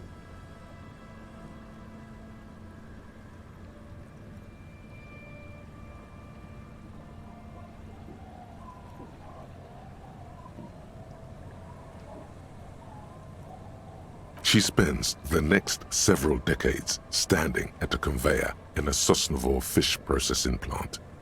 The smell of fish guts slowly seeps into her hair and skin, as every single one of her dreams dies, one by one. The memory of their short time spent together tortures the former lovers ceaselessly until the end of their days. Years pass in solitude, their bodies growing ever more decrepit. As life leaves their remains between the soil sheets, their final thoughts are filled with regret. Good stuff. I fucking loved this.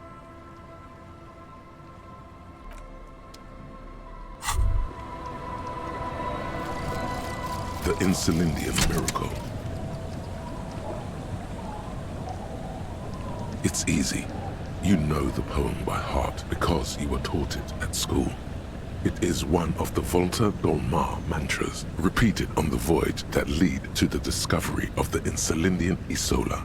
And the words mean nothing will be changed about the light.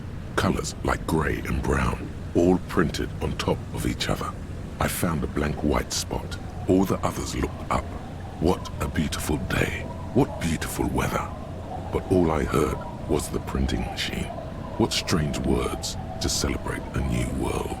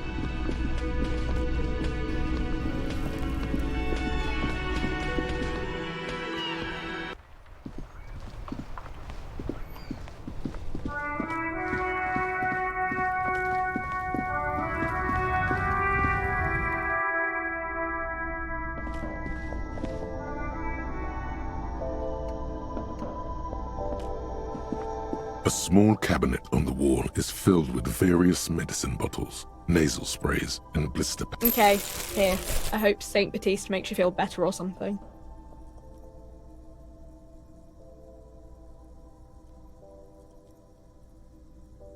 Okay, here.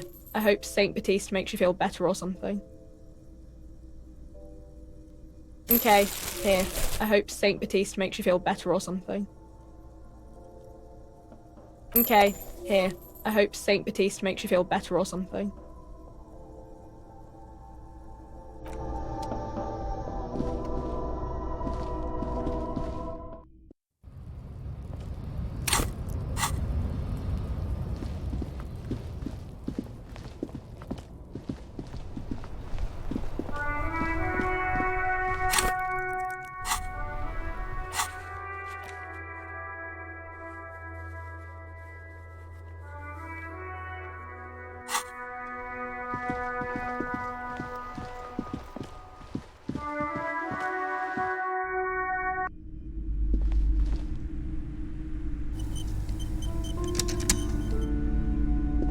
The display rack is brimming with worn paperbacks featuring an extremely muscular. This is entirely, completely you. You have found the right books.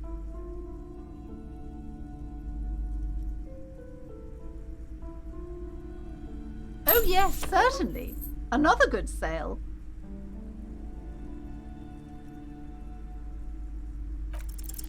A twinge at the back of your head makes you flinch.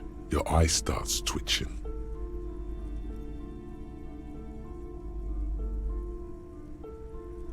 Your hand reaches toward a book with glossy cover art of the very muscular man from Helmdal in chains, kneeling in front of a staircase leading to a throne. A woman sits on the throne, leering at the man. Between the throne and the Hyamdala man lies a bonfire, casting shadows on the wall. The shadow of the woman's headdress looks like a pair of devil horns.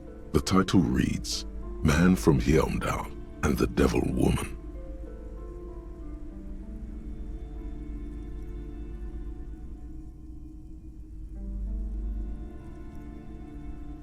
The display rack before you is burdened under piles of Man from Hyamdal novels.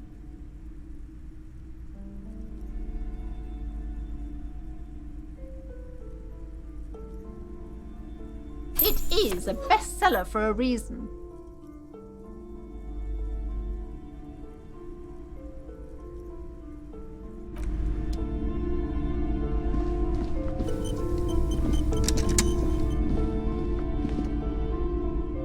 Shelves filled to the brim with crime novels featuring the supposedly stalwart Vespertine detective, Dick Mullen.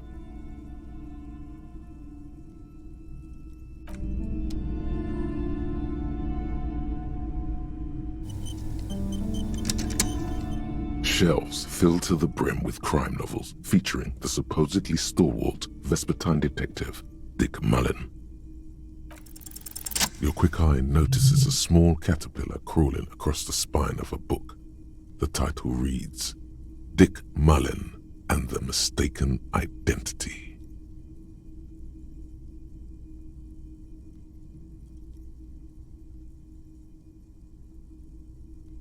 A worn paperback from Dick Mullen's classic Hard-Boiled Phase.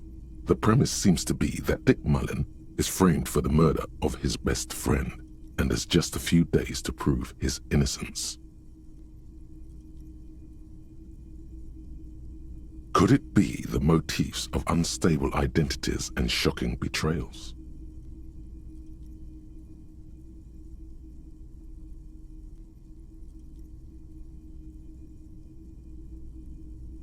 Then this is the book for you.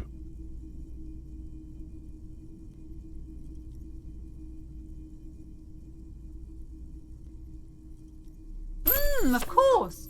Such violence and immorality. I mean, enjoy.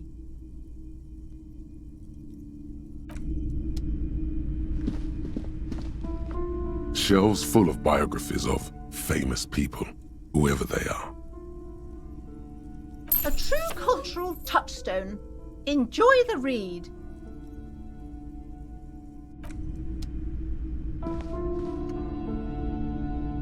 Several maps have been attached. The maps look old and faded.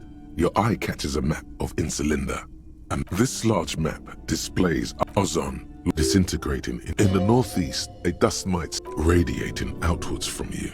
The ocean breaks connections to other worlds. You have little idea what they are.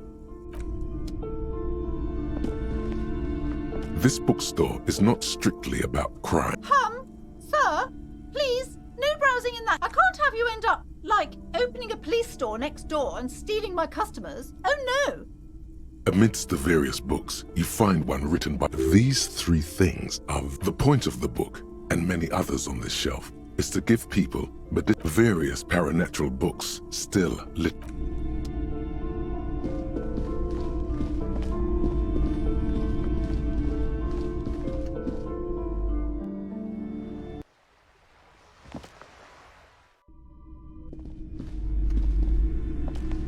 A small mountain of colorful board game boxes. There are numerous types of games for all ages. A lot of shelf space seems to be taken up by Wonderful choice, sir. A wholesome family game. If you say so, but you better stay away from those immoral occult rituals.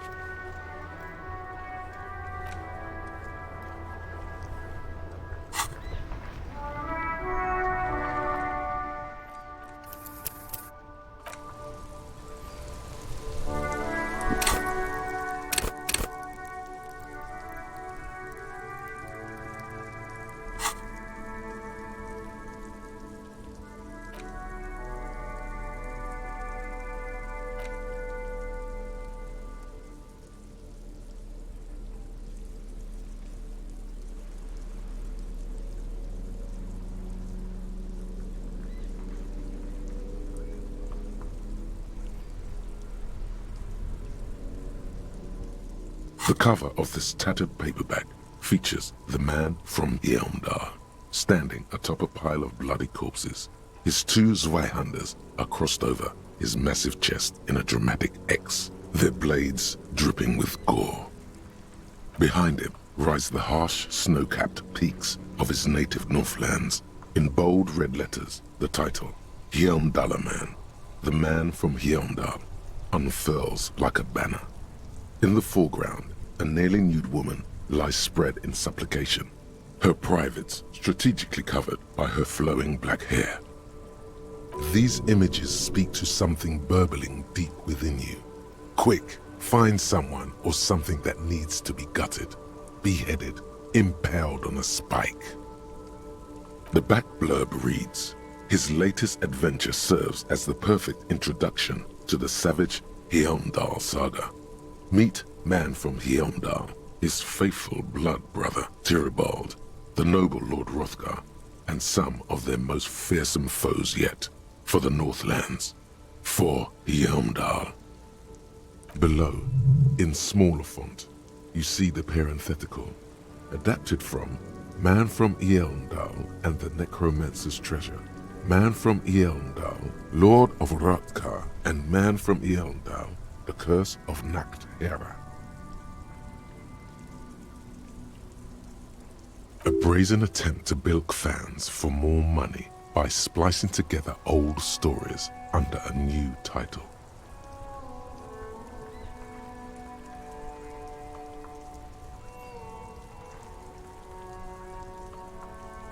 Their main concern is the continuation of the franchise, not making literary history. The story opens in media res. The man from Heimdall and his band of northern reavers are in the bowels of an ancient temple, surrounded by an army of gibbering wights, led by the deathless necromancer. One by one, the brave Northmen fall to the relentless crush of undead, only to join their number as reanimated corpses. By nightfall, only the man from Heimdall and his blood brother, noble Tyribald, are left standing against the dead horde. It is an honor to die by your side, brother, Tyribald cries, as his battle axe beheads one of their reanimated comrades.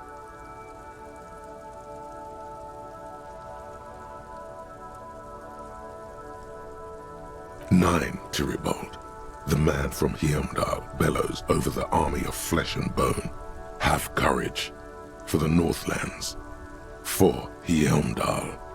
He leaps to the mezzanine to face the black-eyed figure, and like a mad ice bear, whirling twin Zweihanders, Sturm and Drang, he plows through the ranks of the deathless, surrounding the necromancer. It is physically impossible for a human being to effectively dual-wield Zweihander swords in any kind of real-life combat situation. And with deadly finesse, his twin blades scissor the necromancer's head from its body. The undead legions collapse like ragdolls as the dark magic leaves them, and the two Northmen stand alone in their cursed temple, where the bodies of their lost brothers litter the floors.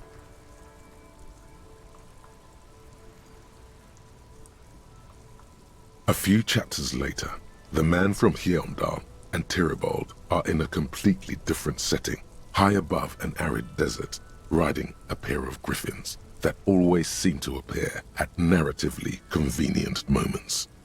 This book makes a mockery of the very idea of good plotting, though something tells you coherence was never the point.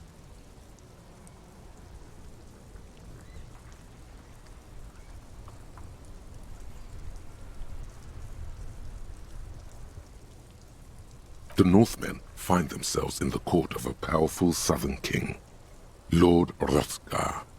The old king beseeches the man from Heimdall to rid his kingdom of the Nacht Hera, a subterranean clan of blind wizards who traded their souls for demonic powers.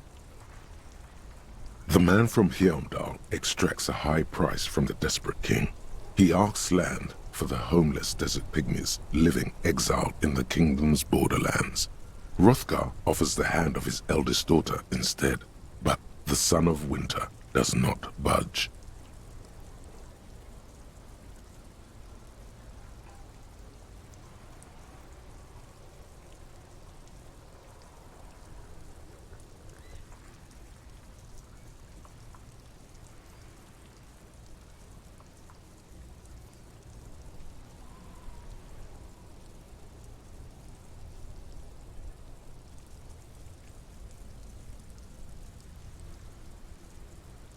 What do you mean?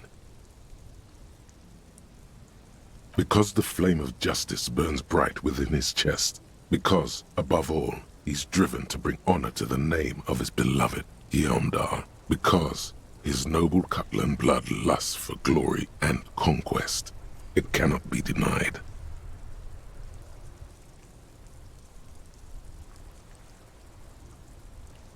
What do you mean, is that all? He is the man from Heimdall, forged in the fury of battle. Death was his sire, and blood his dam. He had but 14 winters when he left his frigid homelands in Cutla to seek glory and honor. That is his character. He doesn't even have a real name. What is inside this man? Or is muscle and bone all he is?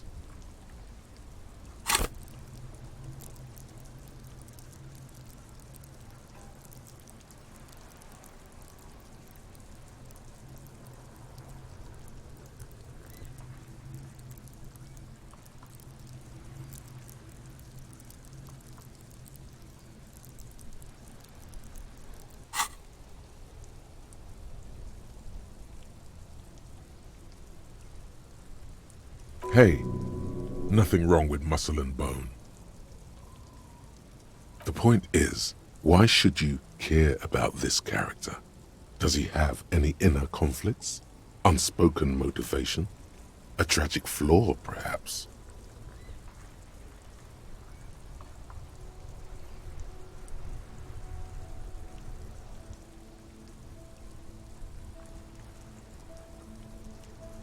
He is the wildest man alive. The only mortal strong enough to wield the twin Zweihanders, Sturm and Drang, whose names mean storm and...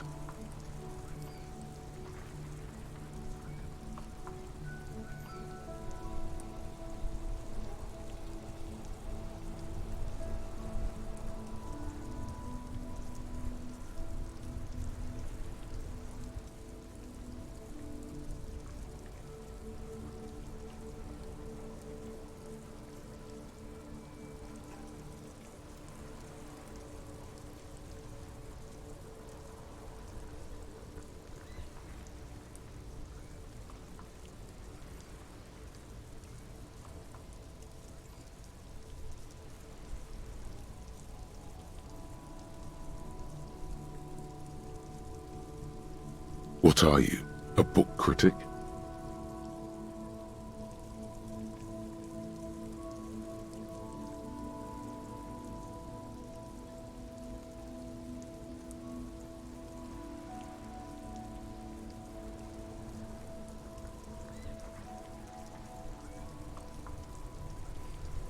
Enough. You're ruining the pacing of the story. Now where did you leave off? Ah, yes. What pacing? You skip past a section detailing an elaborate banquet with many toasts, as well as the long and perilous journey from Hrothgar's keep to the ancient forest of Yesdar, where our heroes infiltrate the Nachtherre's dire hall. In the center of the great hall stands a blood altar on which a pair of Nachtherre are disemboweling a shrieking peasant, an unholy rite that empowers the Nachtherre forbidden magic. As the vile ceremony ends, the sound of steel unsheathing draws the Nachtherre's attention to a pair of cloaked figures standing in the doorway. This is what you came for, isn't it? A climatic bloodletting where men are reduced to muscle and fury. Swiftly, the visitors toss off their cloaks and unsheathe glimmering northern steel. It's the man from Heimdall and his valiant blood brother, Tyribald.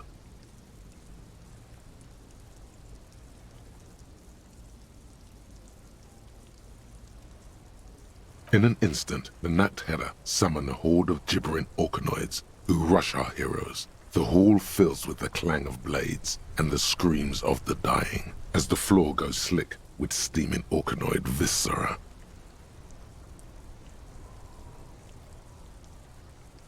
Oh, for fuck's sake.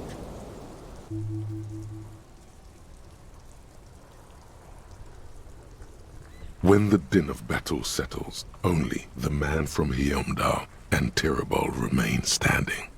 Exhausted and dripping with the entrails of their foes, the two Northmen confront the foul Nathera. The man from Heimdall's soda-like blue eyes fill with indescribable fury. For the Northlands, he cries, rushing headlong into a desperate melee. What? In the first scene, the man from Heimdall fought a powerful necromancer and his army of the dead. Now he's confronting a pair of Nathera and their horde of orcanoid thralls. The two couldn't be further apart. An excellent question. One easily answered by purchasing the next thrilling chapter in the Heimdallaman saga, Heimdallaman at the Gates of Tomorrow. The last page of this one merely reads, "To be continued." Considering the sheer amount of different Heimdallaman books out there, it's very unlikely you're ever gonna find the sequel. The man from Heimdall stares at you on the cover, his face fixed in grim resolve.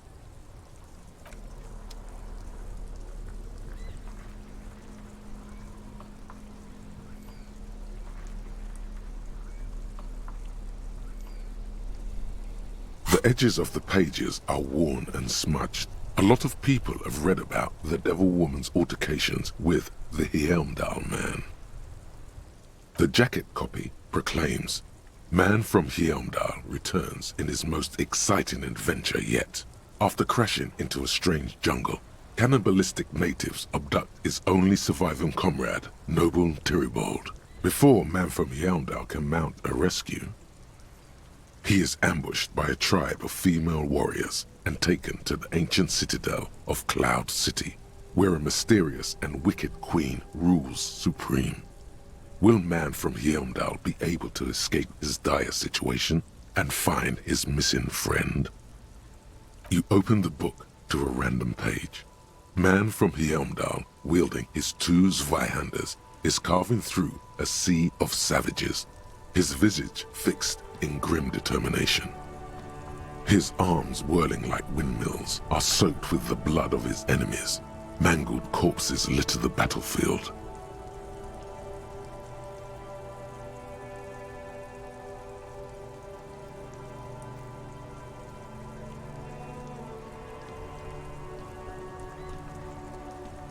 Good God, this is some retrograde stuff. When was this shit written? You flip to the copyright page. This book was written in 38.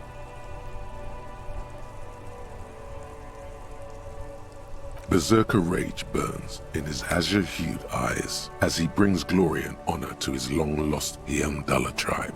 From the village of Heimdall, the ivory giant roars like an ice bear, and the winds of Gatla howl out his name. Man from Heimdall rides on a gilded griffin. His golden mane, the steel muscles of Man from Heimdall gleam in the humid jungle air. Yet, a passage reads, "The man from Heimdall looks up. Thine spells are no match. I have grand plans for you, Man from Heimdall." She gestures her This is beyond primitive.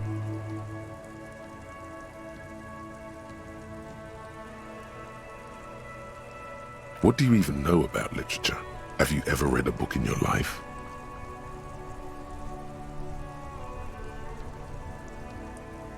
Write a thesis. Man from Heimdall is done with you.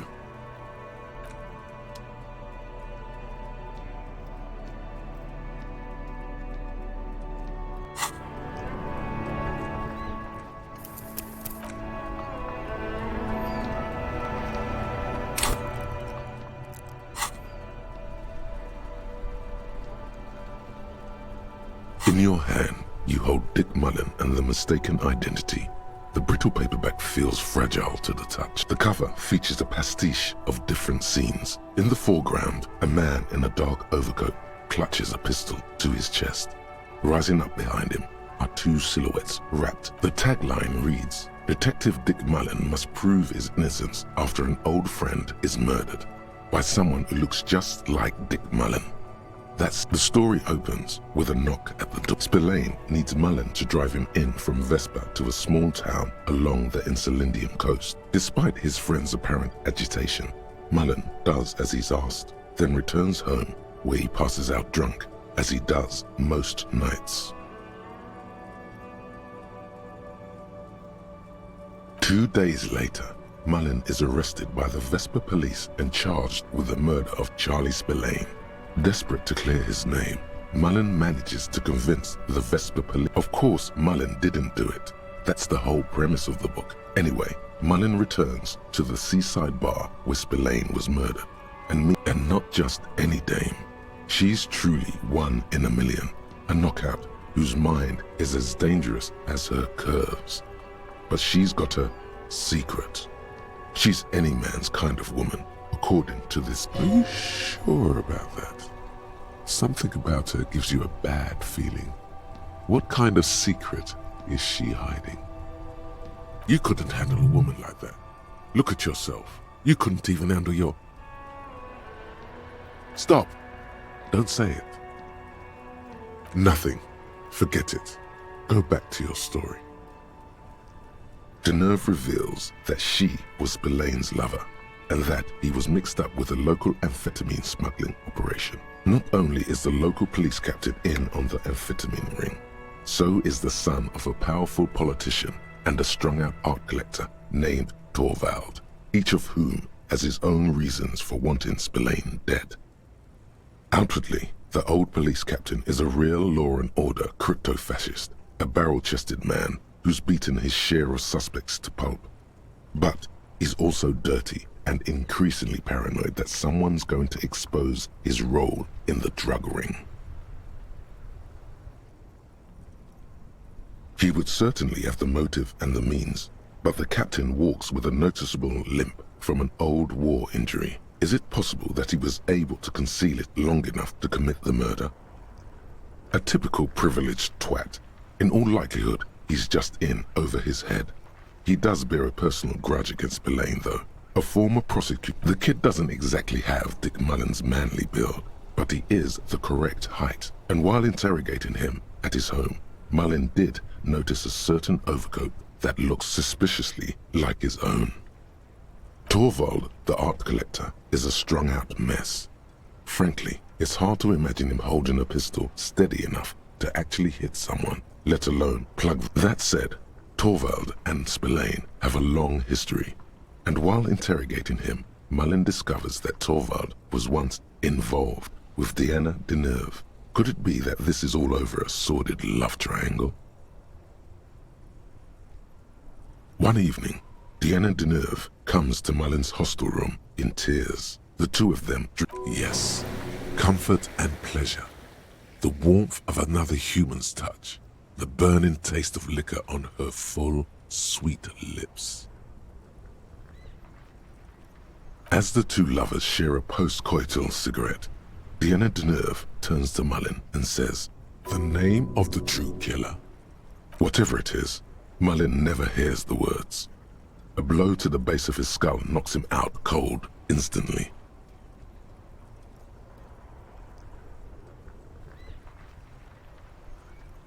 When Mullen comes to, Deneuve is dead on the hostel bed next to him. To make matters worse, Mullen trashes his blood-stained clothes and flees the hostel, knowing it's only a matter of hours. The heat is on. If Dick Mullen can't solve both murders before, can you solve the case before the cops close in?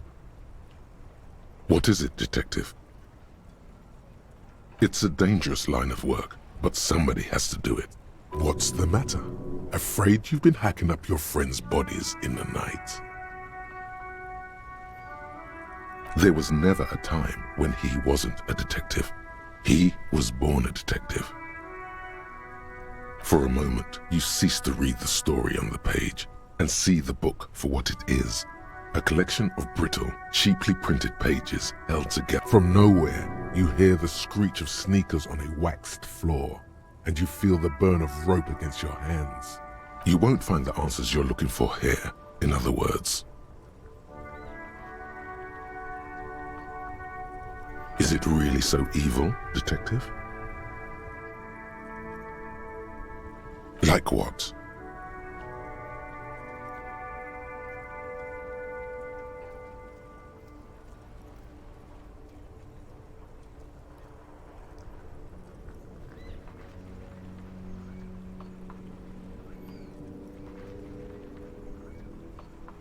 There are worse things in the world than the pursuit of chemical pleasures. What's a book know about real pleasure? What's better than feeling your mesolimbic pathway flood your mind crevices with pure dopamine? Why are you even still reading this garbage? Baby, get some of that sweet speed or spooky Pyrrolidon. It's the good stuff. So, who did it, detective?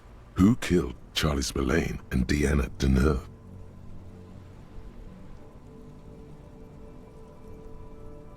What? That doesn't even make sense. There's never a straight answer with you, is there? Now go on. Find out who really did it. You begin furiously flipping through pages. Even as you know these books follow a series of well-worn tropes, you find yourself completely engrossed. You try to grab the pages as they come loose, but dozens of pages scatter across the ground. The last fifth or so of the book seems to have been lost. It's possible that you could gather and reassemble the pages, but it would take way too long. Yes, blame a dead horse for your fat, clumsy fingers. Don't forget, it could have been the delirium tremens. In your hand, you hold 4/5 of Dick Mullen and the mistaken identity.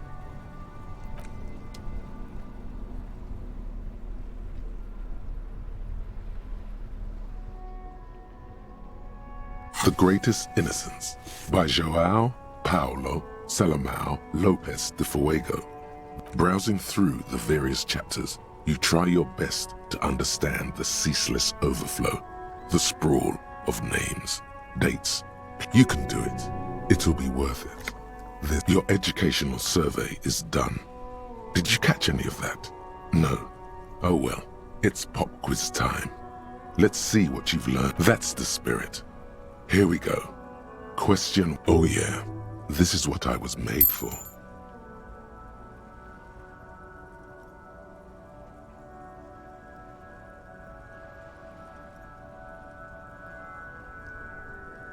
Incorrect.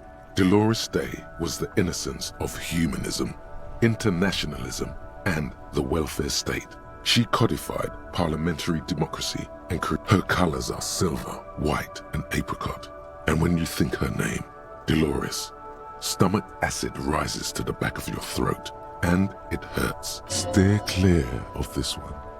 There's something terrible about this one. A strange sensation of loss.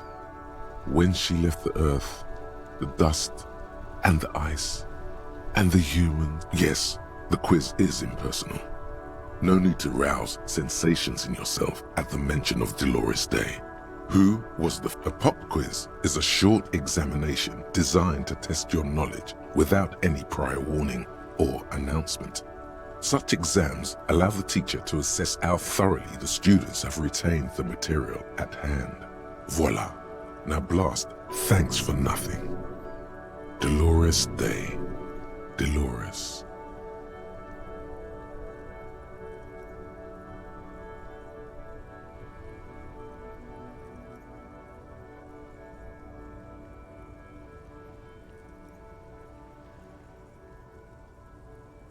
Correct. Nothing much is known about him. It's not even clear that he was a he, but Franco Negro presumed as such and called him Pius. He's depicted as a young man with molten gold pouring out of his mouth. All he spoke was as the first innocence. He declared that there should be. Question 2. Who was the strongest innocence? Easy. Everybody knows the answer to this. You, me, anybody. Incorrect again. While she originated many modern institutions, even though the words most associated with her rule are l'amour, la compassion, la autodiscipline. Incorrect.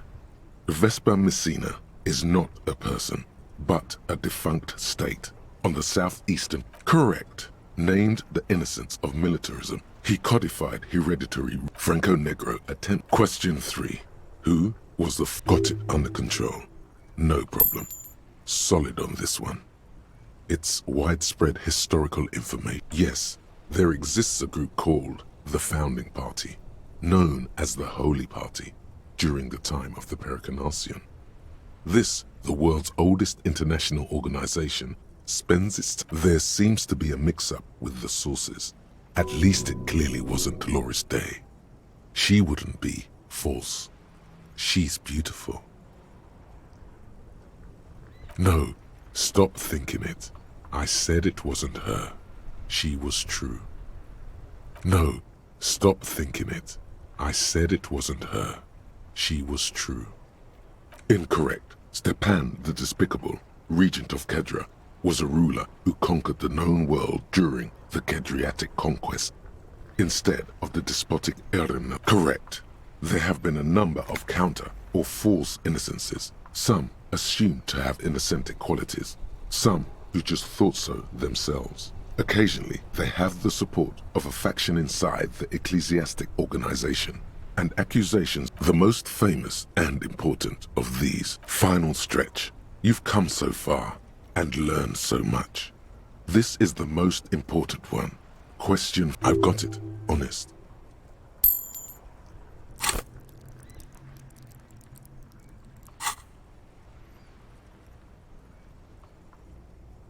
Of course, this is my thing. The reason I exist in this world. Zero doubt. While it was actually her. Incorrect. While Franco Negro built concrete church. Oh yes, militarism and national. Yes, obviously. Correct. The Mesk might see Franco Negro as the father of nations, but as of this century, there's been a great shift in everything from inter-esolary travel to the connected world, to 3 consecutive scientific revolutions can be traced back to her, and more beautiful. Congratulations on finishing the test. The results and your subsequent grade have been calculated. You get an F for failure. Ha ha ha. You would have done better if you just left Dolores Day for the end. Dial the Dolores Day down a bit. You are shouting at an inanimate object, like a real weirdo. No wonder you seem to have trouble with the right answers.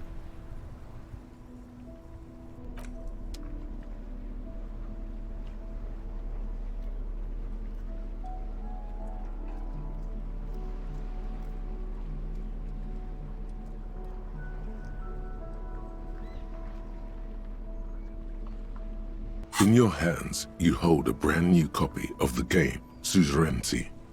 It's snugly wrapped in a skin of plastic.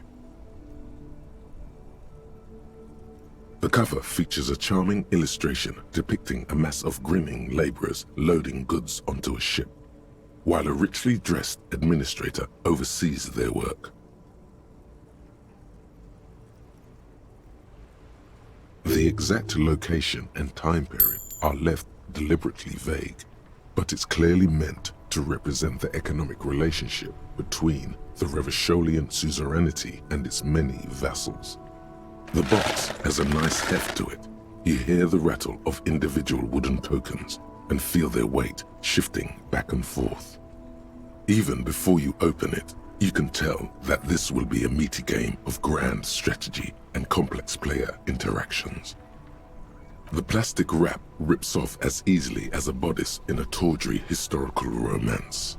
There's a hiss as the lid slides off. Inside, you find a thick, full-color rulebook and more than a dozen pouches of various wooden components.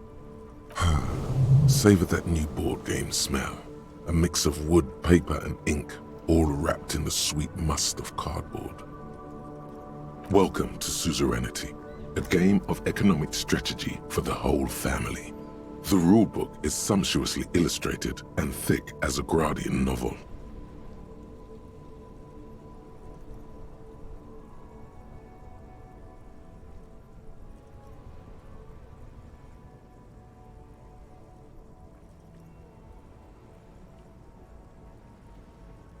The instructions are opaque at first and introduce many concepts you're not familiar with. Fortunately, there are many diagrams and examples throughout.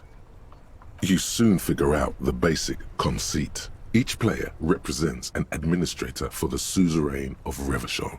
Your objective is to increase the suzerain's wealth and renown by accumulating victory points.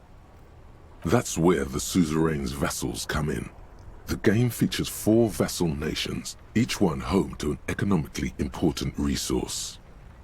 Each turn, the player collects resources from vassals where they've placed workers. They may then rearrange their workers, fulfill contracts for coin and bonuses, or build structures back in Revachol. As you leaf through the pages, your eye catches on a sidebar labeled Advice for Beginners. Remember, there are many paths to victory in Suzerainty, but successful players will find one strategy and commit to it wholeheartedly. Boring, boring, boring. Tear up this rulebook and commit some old-school atrocities. Suzerainty is a family game. The only atrocities you'll be committing are against the social standing of your rival administrators as you bring in ever more resources and power for the suzerain. Speaking of, the actual scoring system appears infinitely complex, with a series of tables and appendices required to compute each player's final victory point total. You skip that part for now. You open up a number of pouches containing wooden tokens. There are also several punch boards with other cardboard components that will need to be punched out before you can play. Each cardboard token makes a satisfying tsk as you pop it out. Soon, a neat pile of cardboard coins and counters has accumulated before you. In addition to the worker and building tokens used by each player, there from the Empire of Safre, orange apricot tokens, from Ilmarat, the ancestral name of Ilmara, grey marble block tokens. From It's a Shame There's No One For You, you hold the open game box before you.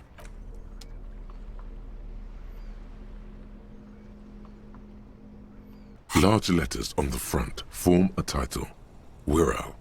The colourful box is illustrated with bucolic vistas.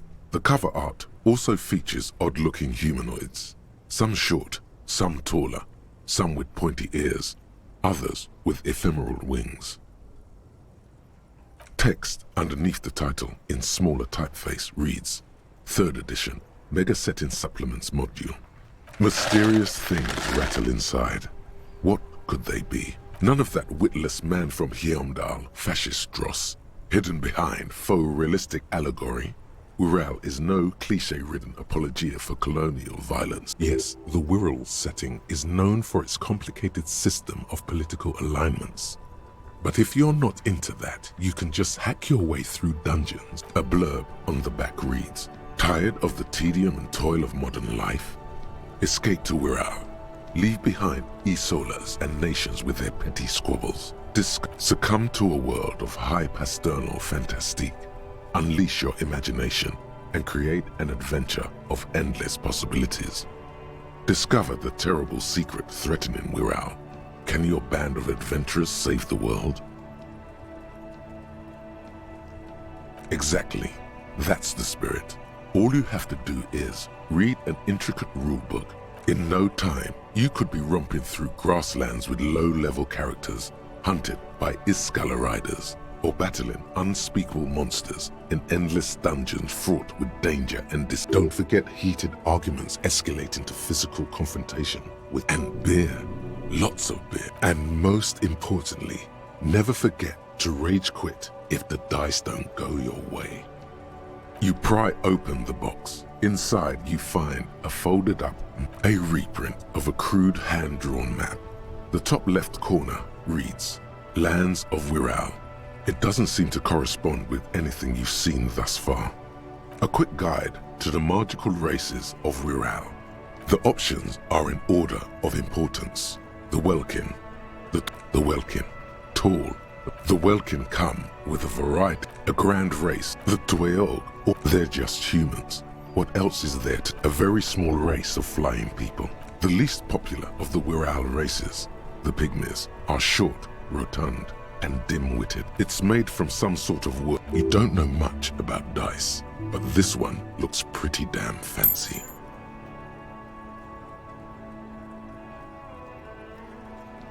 You place the die into your pocket. It's always good to have luck on your side. You see a man in ragged clothes wearing a leftist revolutionary, a communard. He looks lost, a stranger in a strange land. Most likely, you pick the figurine up by the base to meet your gaze. The little plastic man stares back at you, his face contorted in a colorful box with the title,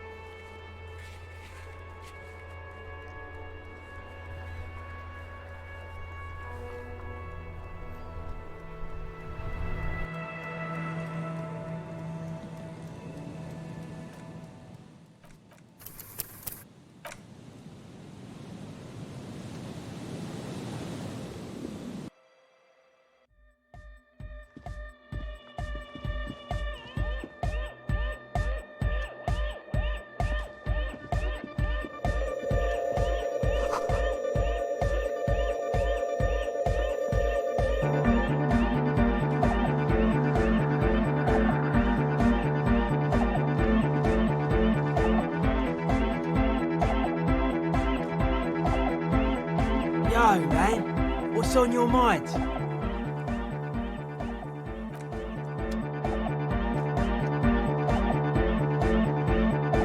Oh, hey, man, it's good to see you.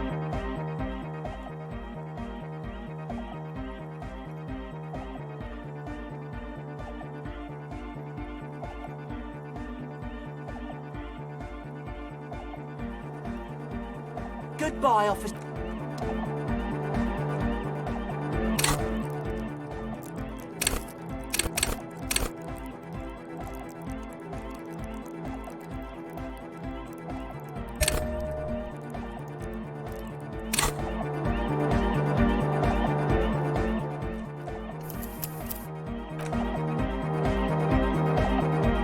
Oh, hey, man, it's good to see you.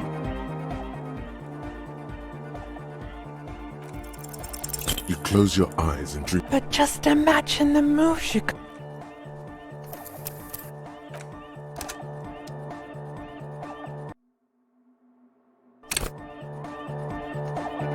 Oh, hey man, it's good to see you.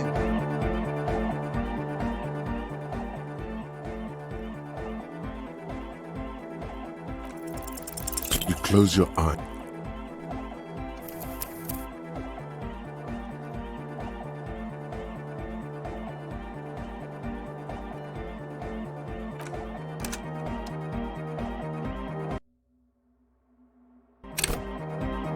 Oh, hey man, it's good to see you. You close your eye.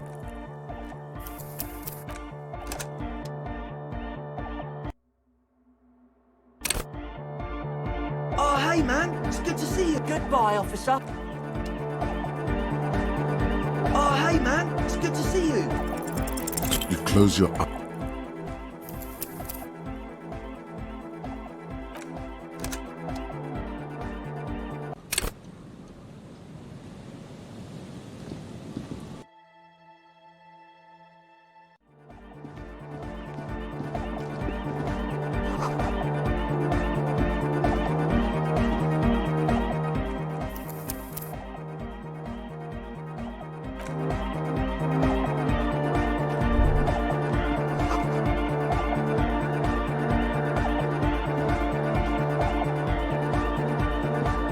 The mother of humanism stands above you.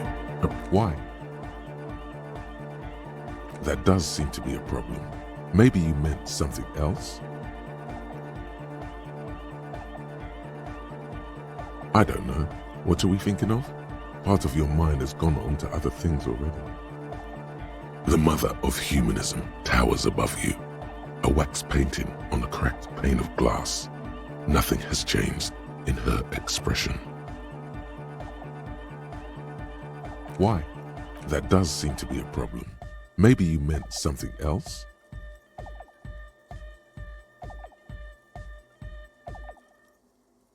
The mother of humanism towered.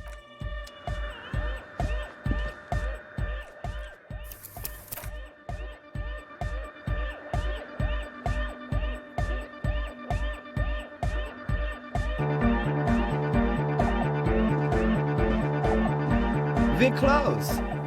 True, hard, full. It's hardcore. Skibber-dee, skibber-danger. Yes, what is it?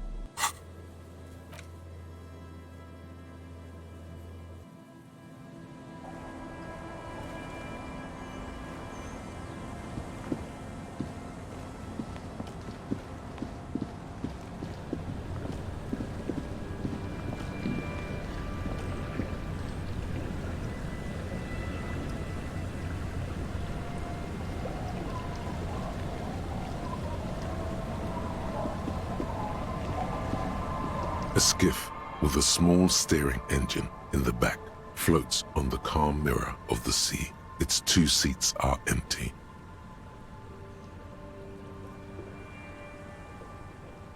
Once you get in, that's it.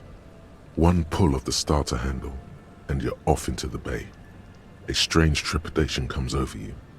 Are you sure you want to go now? Have you made all the necessary preparations? Closed all your accounts? Remember what the net picker said. It's a small tank. You won't be going back and forth on this.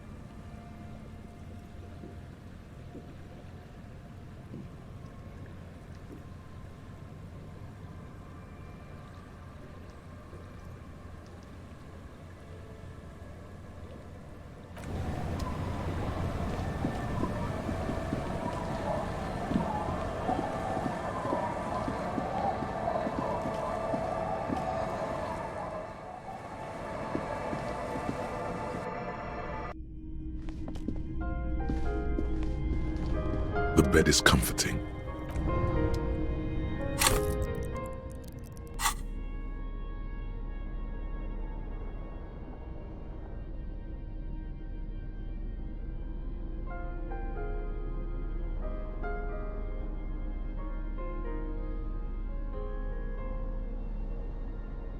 A cockatoo is a parrot with an array. This book talks about where to even begin.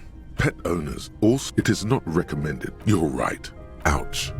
Not great for the neighbors. Performing. This is a yellowtail. This is a yellowtail. Perhaps the most, in the words of It Must Be Glorious. This is a yellowtail. You're right. Ouch. Not great. Performing. Despite its banging name. The bang bang. You're right. Ouch. Not great. Performing. This is a yellowtailed black. Despite it, where to pet owners also, it is not recommended. This is a where to even begin. Pet owners also, it is not recommended.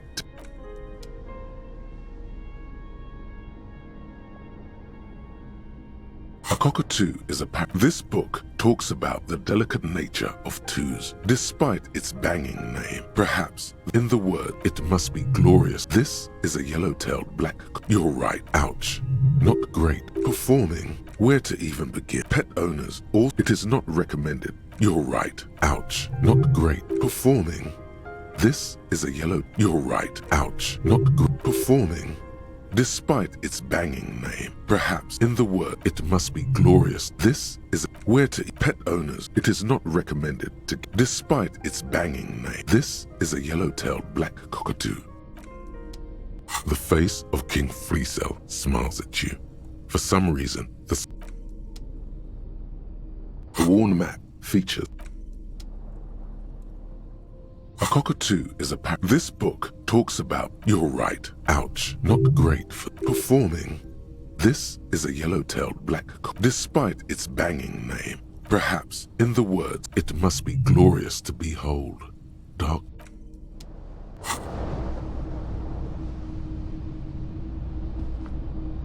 An old mirror hangs on the wall. You see the reflection. The bed is comforting, if a bit run down. Still,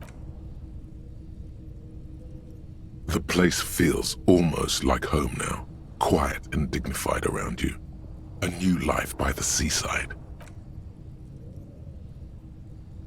It's easier this time. Drifting off, your head has found a comfortable indent in the pillow. Your legs and your torso feel like lead weights sinking to the bottom of the sea until they're suddenly light. There are no days here. There are no weeks. Just black tape spinning on repeat. For now, a little while, you can. When the pictograms and the hieroglyphs of the world return, they seem so Ready, but something is coming. It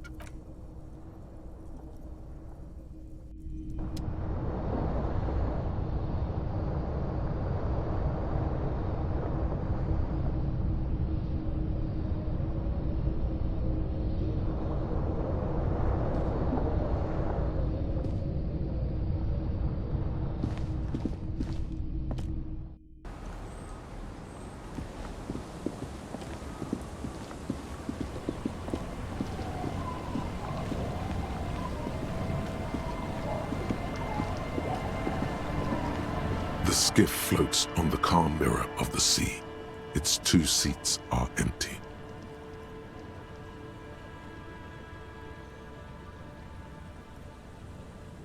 Once you get in, that's it. One pull of the starter handle, and you're off into the bay. A strange trepidation comes over you. Are you Have you made all the necessary preparations? Closed all your accounts? Remember what the net picker said. It's a small tank. You won't be going back and forth on this.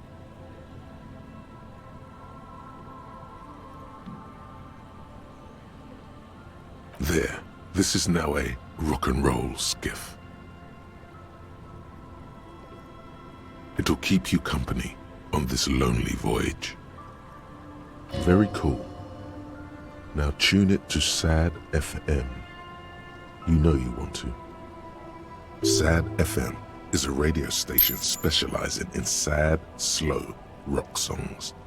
You seem to know its frequency by heart.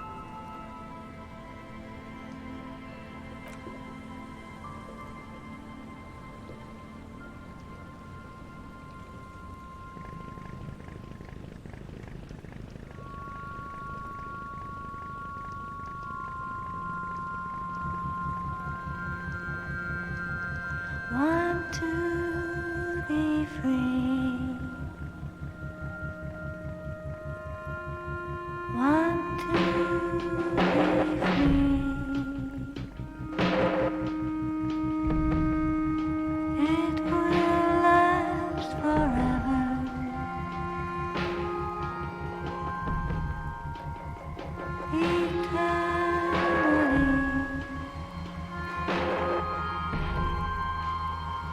Want to be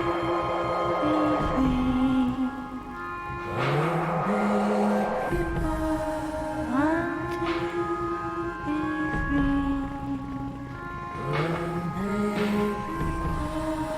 It will last forever.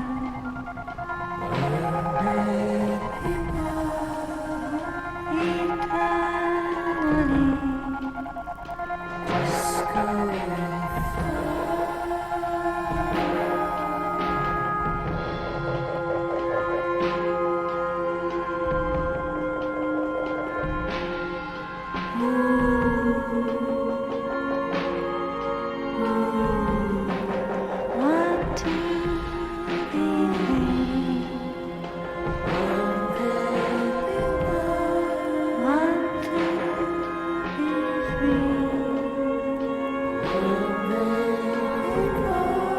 free. It will last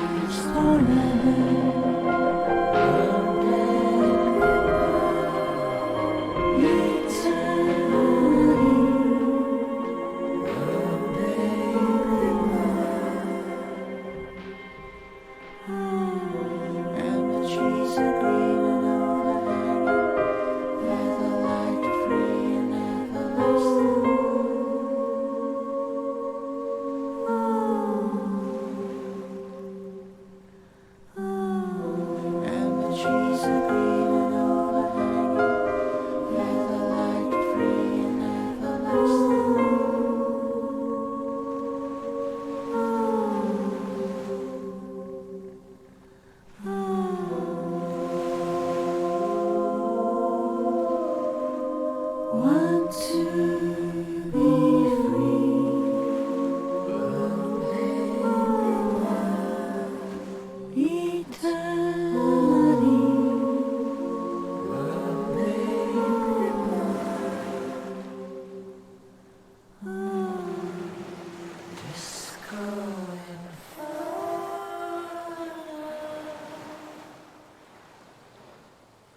The boat comes to a slow stop. You turn the engine off. Then there's silence. In the silence, a sputter of wings. A flock of quails takes off in the distance.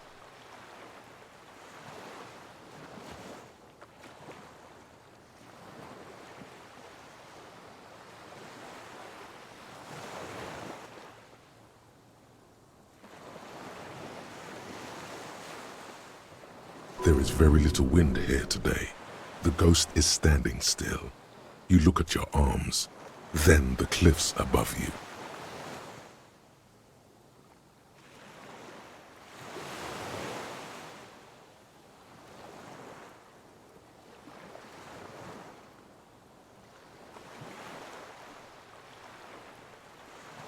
Good. You made it?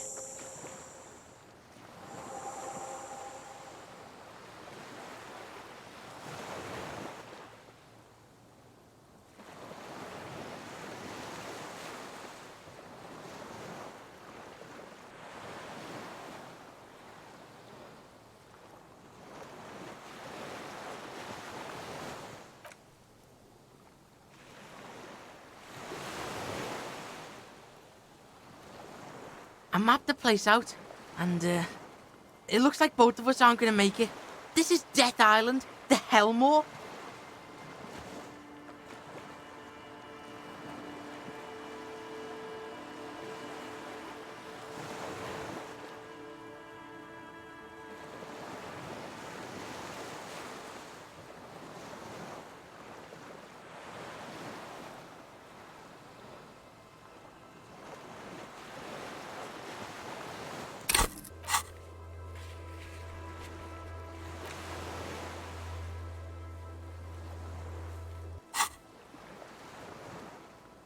I don't know.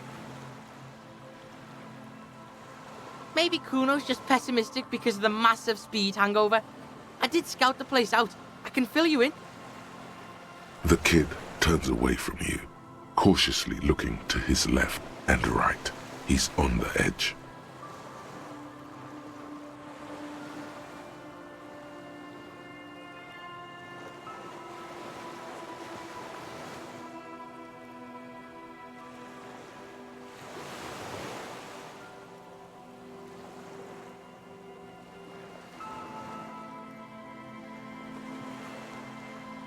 He hasn't been here before, either.